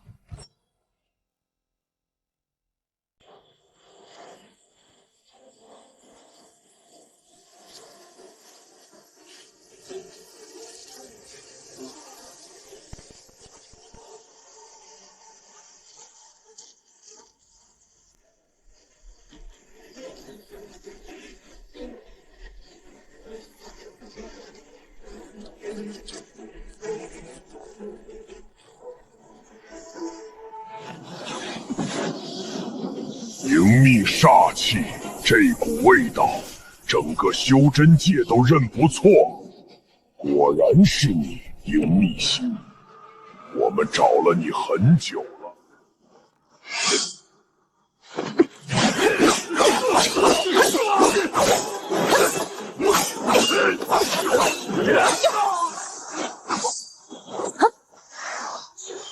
那是银墨星煞，红色煞气冲到这个高度，绝对是银墨！快走，回去报信，银墨星现世了！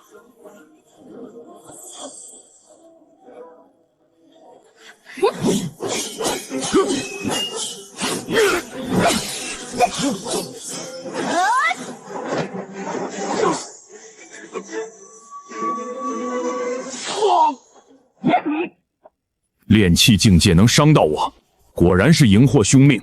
今天先放你一马，下次见面我就不是一个人了。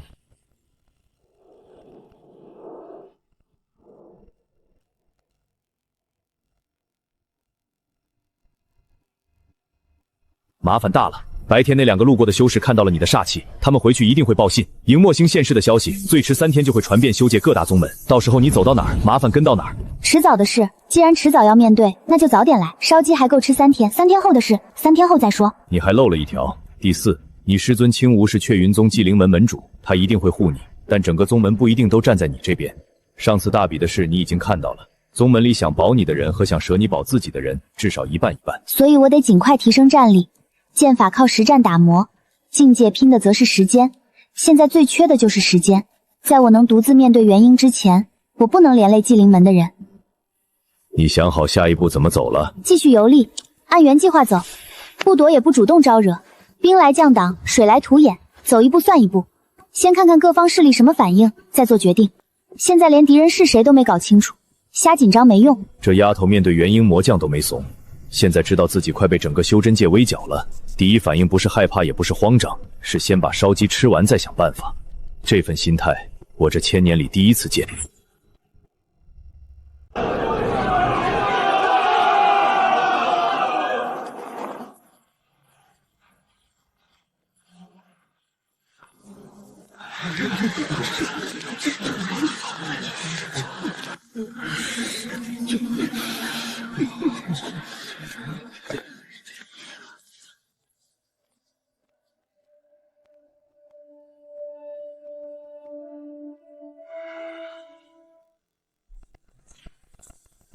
江离，修真界各方势力联合发来质询，你是否身负营秘凶命？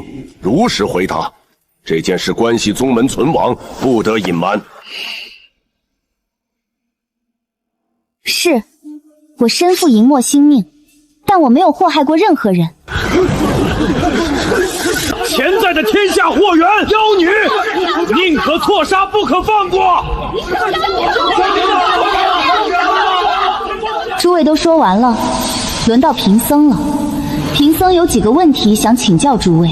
第一，我下山游历这段时间，杀了3头妖兽，救了2处村庄，调解了3起村民纠纷，我祸害过谁？如果有人能拿出我作恶的证据，我现在就束手就擒。什么时候修真定罪不需要证据，只需要预言了？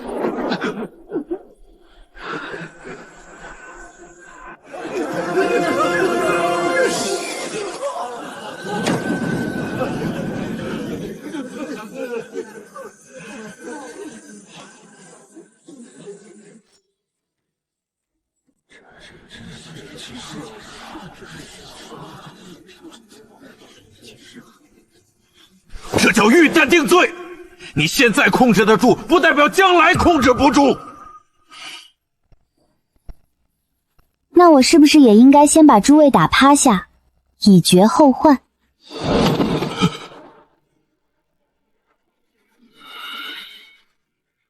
拿不出证据的话，就别重复了，省点时间。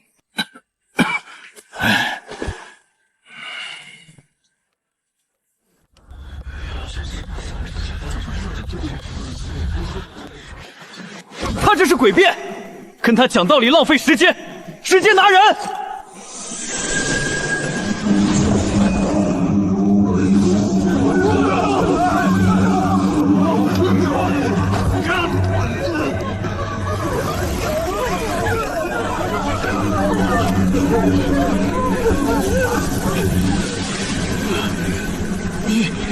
你这是什么妖法？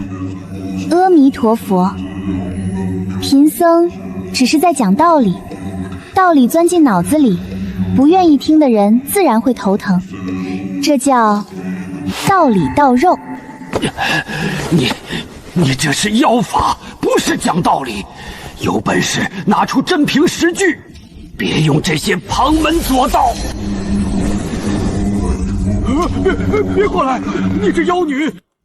道理到肉，他还能给精神攻击起一个哲学名字，我服了。千年剑灵今天正式认输。此女修为不过炼气，一张嘴就能让金丹修子头疼欲裂。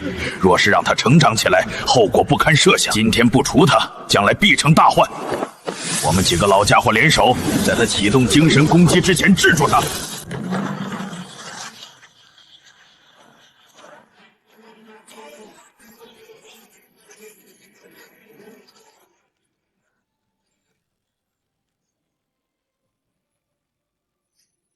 谁要动我徒儿，先告诉我，我祭门什么时候丧失了保护弟子的权利？如果祭灵门没了这个权利，那雀云宗也不用存在了。刚才谁说就地正法的？来，站出来！我先跟你正法。欺负我师妹炼气2境，你欺负一个试试？你们要脸不要脸？名门正派的大人物联合起来围剿一个炼气2字小姑娘，这种事儿传出去，你们的山门以后还有人敢进吗？你们的弟子以后还有脸出门吗？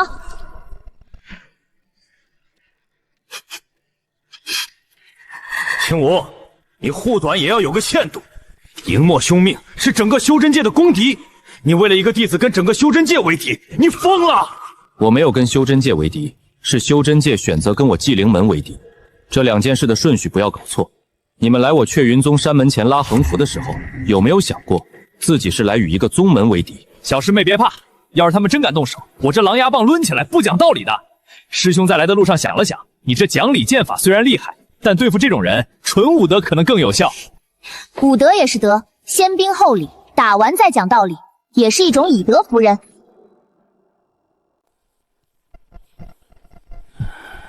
听说了没？这次各宗门发布围剿令，要将荧惑兄命押送至仙盟总部接受审查。什么接受审查？谁不知道审查只是换个地方动手？在这雀云宗有青无仙尊护着，大人物们都不敢轻举妄动。长老会投票表决，同意放弃江离的举手。6票对1票，通过决议，雀云宗放弃对江离的庇护，即刻生效。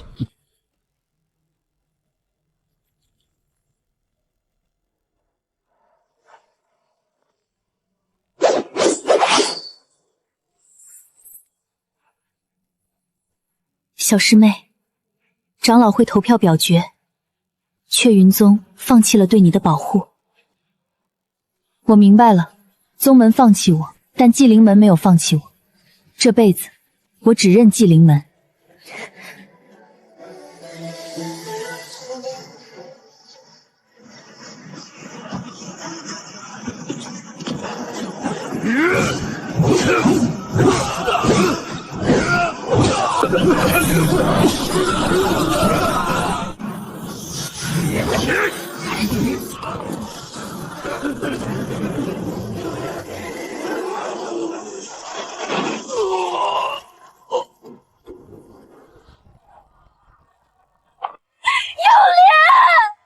别过去，他们就是要逼你出来，这就是个陷阱。要连我来处理，你先走。他们要的是我，从始至终，他们要的只是我一个。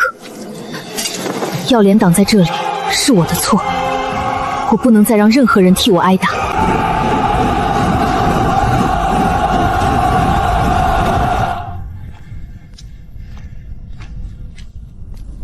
要干什么？江离，你给老夫站住！你一个人打不过这么多人的。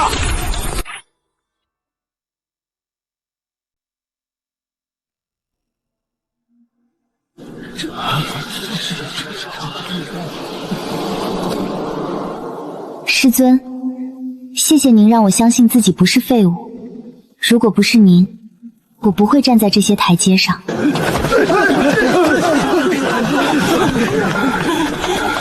江陵，你要做什么？不准做傻事！你给我下来！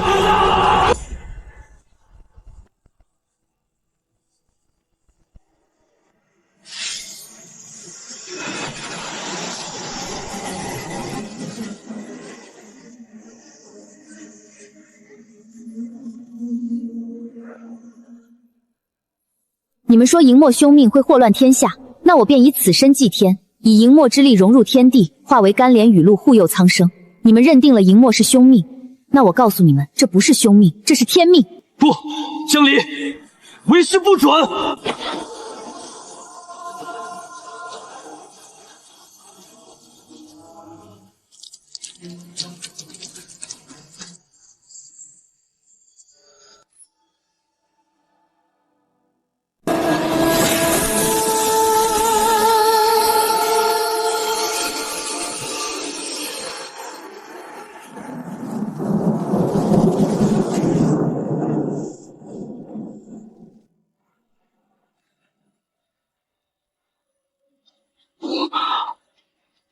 迎灭星在降雨，不是凶星吗？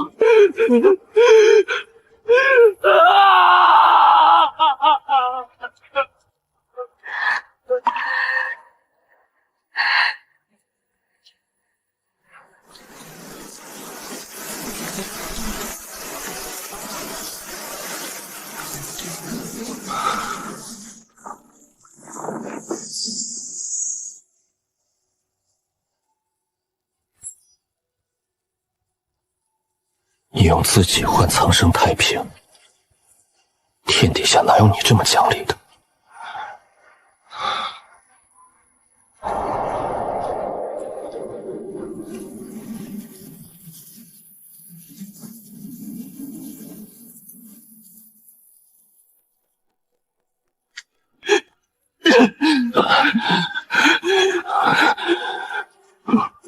小若师妹呢？我刚才听见她念经了。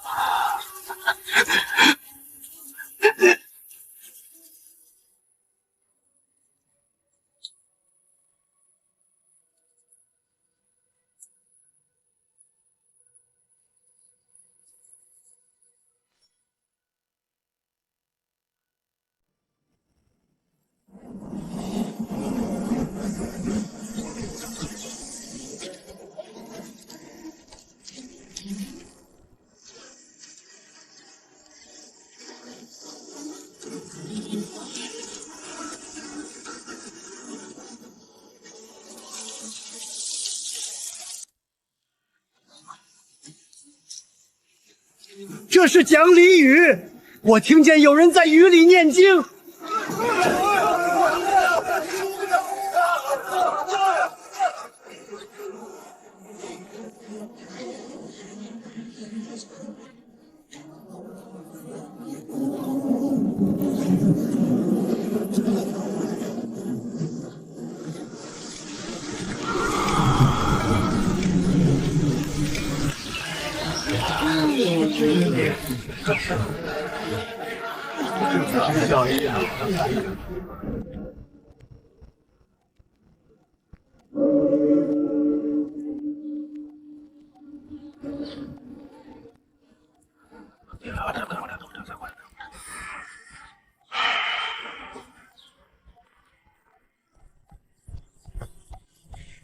止扣，新人才有蕊过分，渐入心平气和，心智心平。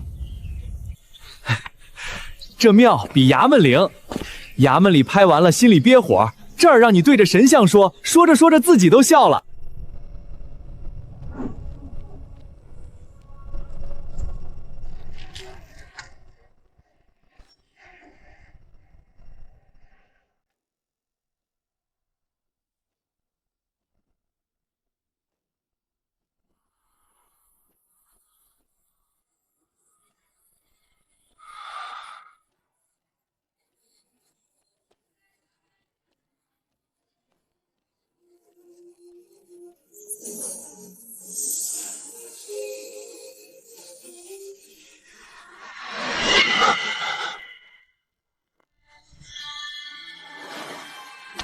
为师会找到你，不管你散成多少片，散在多少处地方，我都会一片一片捡回来。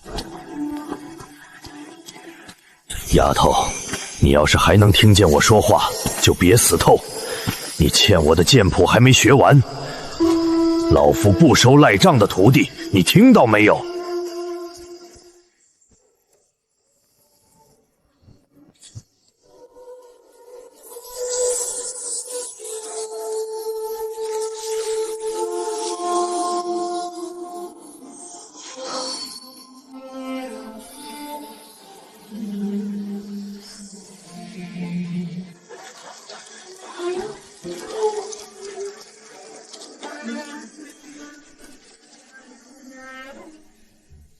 前几天下完那场雨以后，我们这片山上的野花忽然全该了。现在不是开花的季节，但山上的野杜鹃开得铺天盖地的。老人说，那是神仙降的福泽在保佑咱们呢。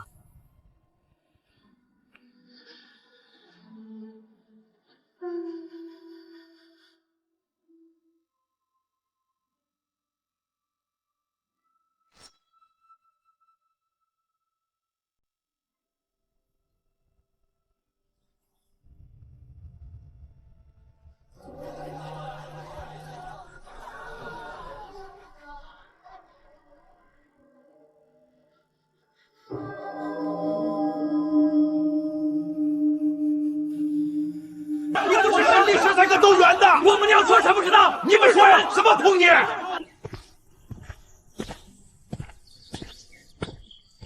是我苛刻了，今年的租子减2成。不，老爷客气了，我多交1担米，不能让老爷吃亏。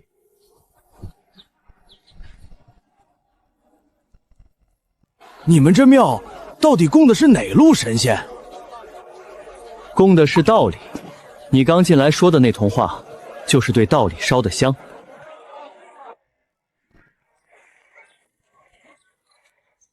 每一件纠纷都要记录在案，来龙去脉、双方诉求、调解结果、后续跟进，4个环节一个不能少。以德服人，德要落在实处。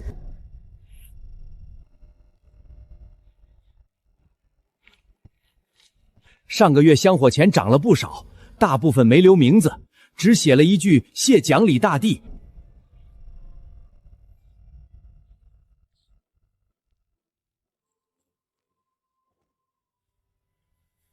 留不具名的功德正好，讲理堂靠的是每一个普通人的口碑，事记在心里就行了。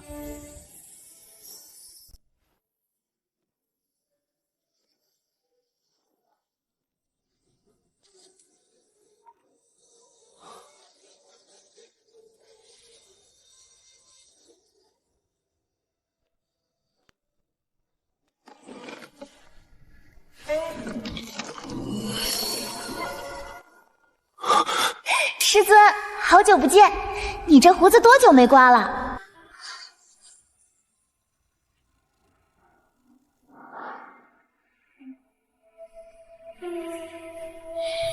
终于回来了，碎片凑了多少了？能锯出人形了吗？还在凑，碎片不太全乎，跟拼图似的，不过总算能说话了。师尊，我跟你说，我饿了好多年，我想吃烧鸡，元霍师兄做的，加蜂蜜的那种。你先把自己拼全了再谈烧鸡，碎片都没凑齐就想吃烧鸡，不怕从虚影里露出来？师尊，元雾师兄还做烧鸡吗？和月师姐还在保持她的吵架记录吗？博玉小师兄的毒药应该已经攒了一屋子了吧？药森师兄的伤好了吗？元霍还做烧鸡，和月的吵架记录还是全宗第一。博玉专门给你配的润喉丹又出了新配方，药莲天天跟人吹嘘，那是替你挡的伤疤。这么多年了，师尊你一直在找我的碎片。还差几片，位置都锁定了，用不了多久你就能拼全。师尊，修真界这几年有什么变化？荧惑凶命的说法淡了，没人再提围剿。讲理堂遍布天下，你的信徒比雀云宗的弟子多得多。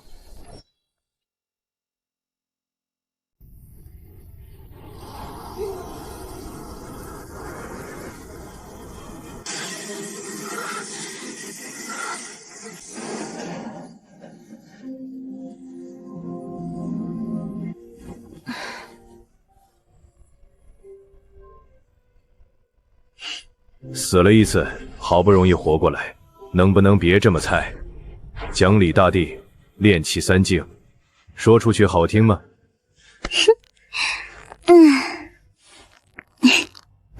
滚！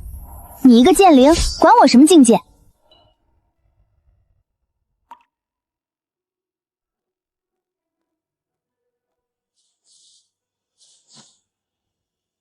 剑收好，以后别横脖子上了。为师年纪大了，经不起第二次。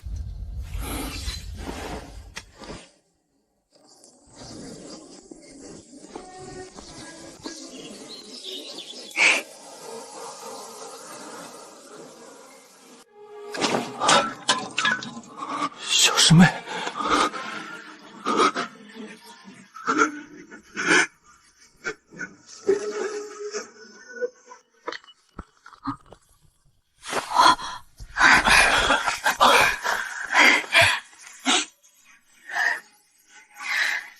师兄师姐们，我回来了。我去做烧鸡，加蜂蜜的，少放盐，管够。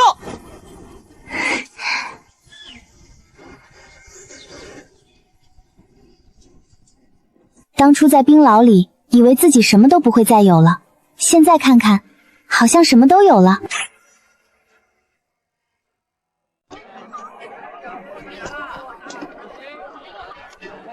文德为先，武德殿后。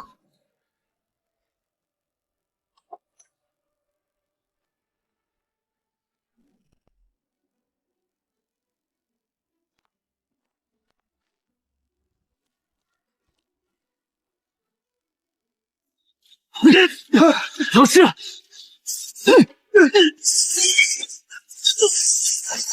少爷，你们这样是分不出结果，不如去讲礼堂看看。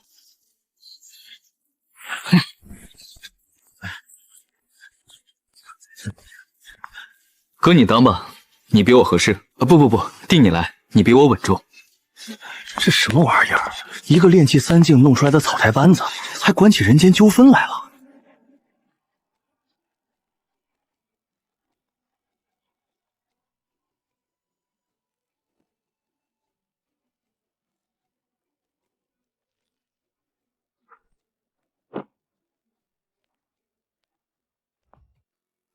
我当初只想练好本事，安稳留在宗门，护好自己不被人欺负，从没想过有朝一日会站在这里，为天下人评理断是非。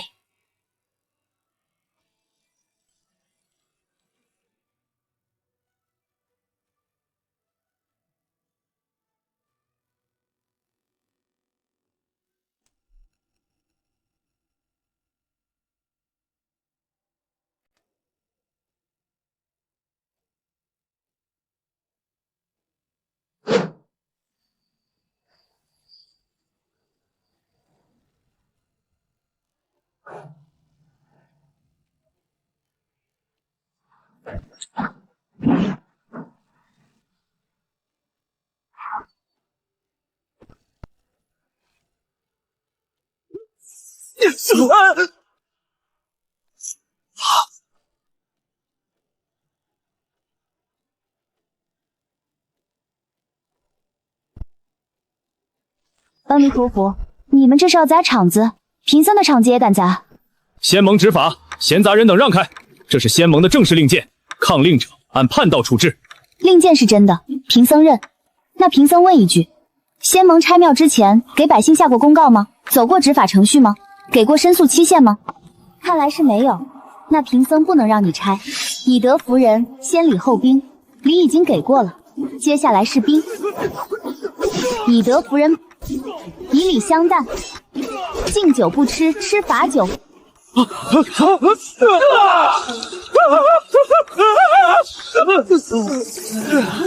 贫僧以德服人，从不主动动手，但诸位非要砸贫僧的庙，这就属于物理的范畴了。物理也是理，武德也是德。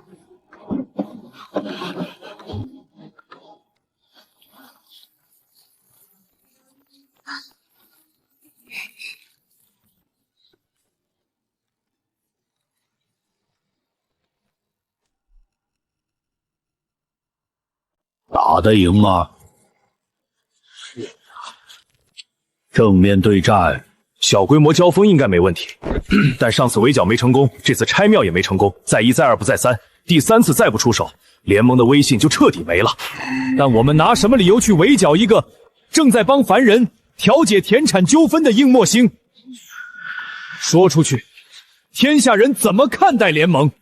先放着，不撤围剿令，但也不执行，保持现状，以不变应万变。通知各宗门，讲礼堂的事暂时不要去碰，谁再去砸庙，后果自负。至于备案的事，让讲礼堂派人来谈。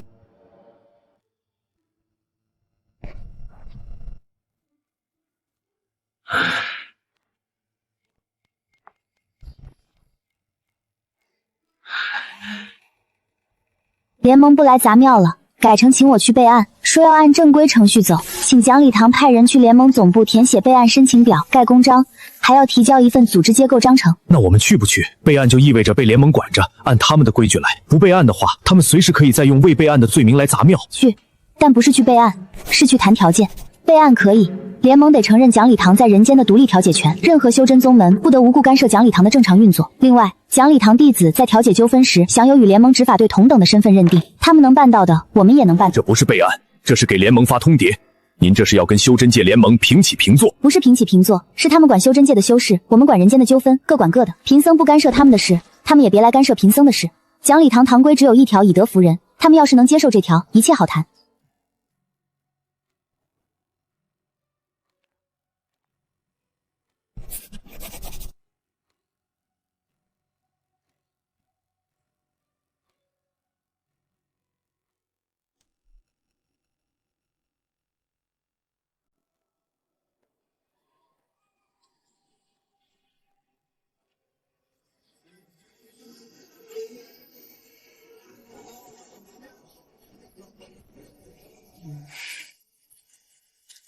讲理，宗门当年放弃对你的掩护，是我的决策失误。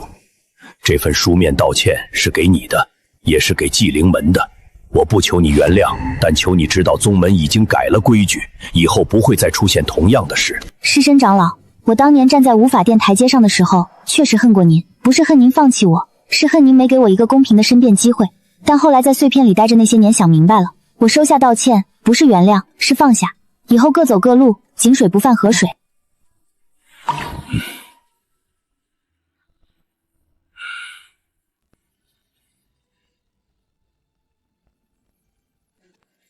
祭灵门，小师妹，你回来了，我正好在烤烧鸡。你回宗门也不提前说一声，我都没来得及给你准备东西。给你做了些衣服，猜你复活之后身量没变，果然没变，回头试试，不合身我再改。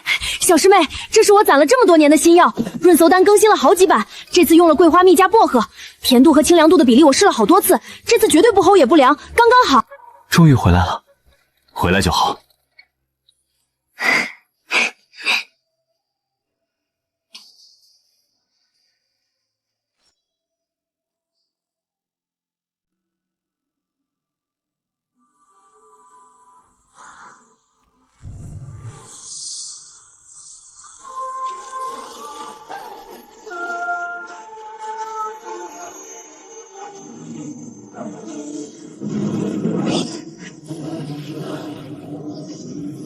你是真的把命格给改了？上古预言都说荧惑是凶性，到你手里硬生生改成了变性，你这哪是以德服人，你这是以命服天，老天爷都被你说服了。天命说我凶，那我就用这条命告诉天命了。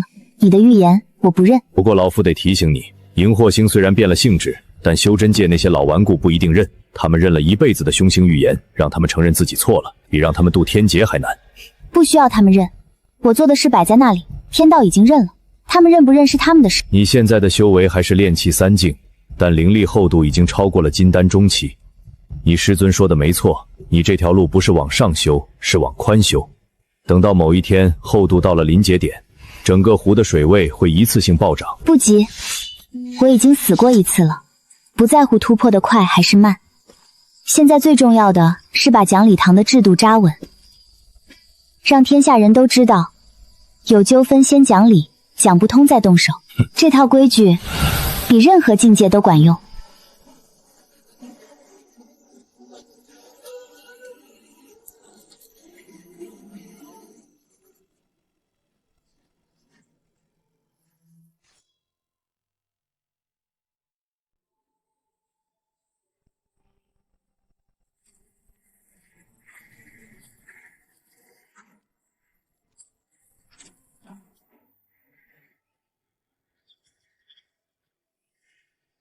为师当初收你为徒，是因为站在试剑台上的你，与我当年一模一样，被人放弃过，被人看不起。我收你，不是因为可怜你，是想看看，如果有人给那个像我当年一样的倒霉蛋一个机会，一把剑，一句肯定，他能不能走出一条与我不一样的路？不是重复我的路，是走出来一条自己的路。所以您是在救自己，救那个当年没人救到少年。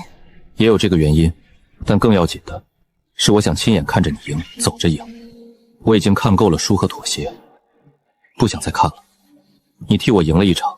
师尊，这些年你到处找我的碎片，有没有后悔过收我这个麻烦徒弟？你是我这辈子做过的最不后悔的决定。收你为徒之前，我在修真界活了好几百年，你是第一个让我觉得修真界还有救的人。我自己都觉得自个儿挺能惹事的，拔剑招惹金丹，跟长老辩论，被整个修真界围剿，哪样都挺出格。惹事儿不可怕，可怕的是惹了事不敢扛。你每次都自己扛了，扛得比谁都稳，这才是为师最看重的地方。师尊，我这辈子最幸运的事，就是在试剑台上遇到了你。天快黑了，回去吃饭。啊！袁习说今晚做烧鸡。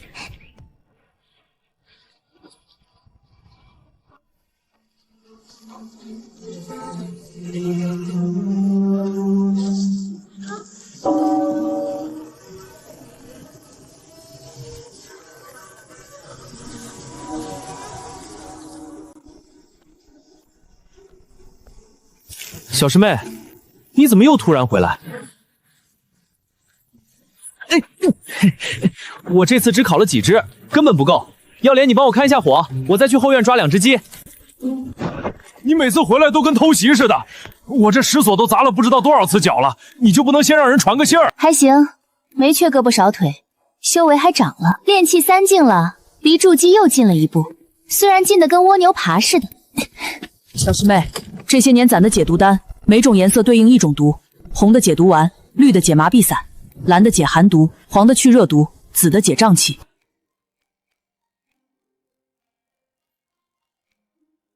来，先吃这只，这只火候最好，蜂蜜换成槐花蜜了，盐的比例也调了，腌制时间也加长了，你尝尝看，跟以前比怎么样？这个比以前的好吃，来花蜜确实比普通蜂蜜更配烧鸡。袁郭师兄，你这些年手艺长了不少。小师妹，讲礼堂办得这么大，有没有人找你麻烦？需要师姐出马吗？我这吵架的本事好久没用了，正闲得发慌。暂时不用，上次联盟来砸庙，被我用讲理剑法打回去之后，他们就没再来过了。估计在琢磨怎么在不被我念经的情况下接近讲理堂。下次他们敢再来，你发信号，我直接用长刀给你守庙门。我这些年也没闲着，金丹后期的我一刀能砍飞，元婴初期的也能过几十招。这是我专门给讲理堂调解员做的讲理丹，吃了以后心平气和，说话条理清晰，调解纠纷的时候自己不容易上火。不是毒药，是保健味的，你闻闻。博玉师兄，这个好，我要多订些。讲理堂每个分堂配1瓶，以后调解员上岗前先吃1颗，省得调解到一半自己先急了。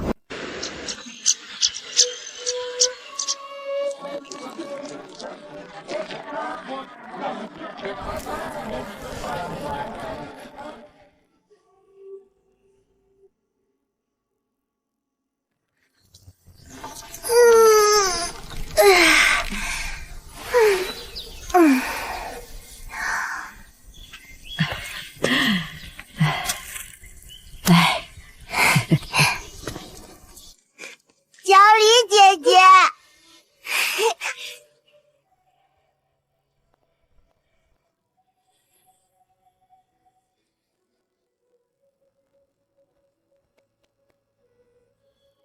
我当初只想学打架，在宗门里活下去，别被人欺负。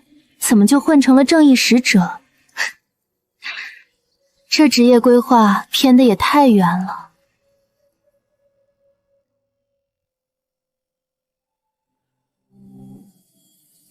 你接下来想干嘛？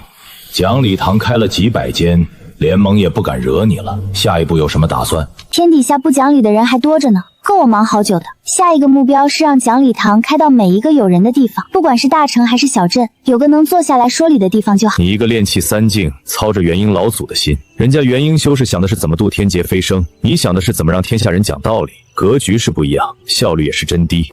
效率低就低吧，反正我死过一次，急什么？路要一步一步走，理要一句一句讲。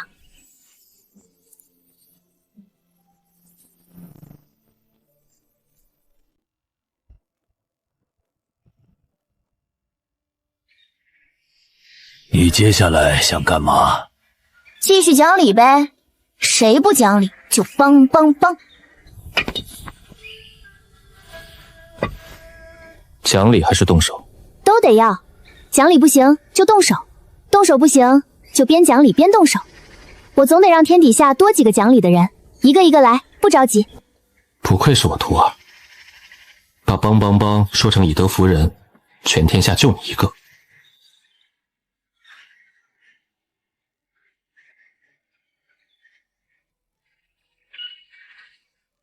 师尊，你说我这辈子到底算不算成功的修士？修为炼气三境，功法是自创的讲理剑法，门下弟子大多是凡人，整天处理的都是东家长西家短的琐事，跟那些渡劫飞升的大能比起来，我这点成就拿去可能都没人愿意听。渡劫飞升的修士100年出一个，但能让整个人间百姓在纠纷发生时第一个想到的是先去讲礼堂的，1000年只出了你一个。渡劫飞升是修己，堂是修天下。修己的人厉害，修天下的人是另一个层面的厉害。不过为师最骄傲的不是你把讲礼堂开了多少间，是你在无法殿前横剑的时候说出来的那句话，这不是兄命，这是天命。那一刻你就已经赢了，赢的不是那群围剿你的人，是天命。你难得一说这么多话，以前可都是我念经给你听，你捂着耳朵跑的。俩疯子，一个疯得坦坦荡荡，一个疯得堂堂正正。不过这屋顶坐着还挺舒服的，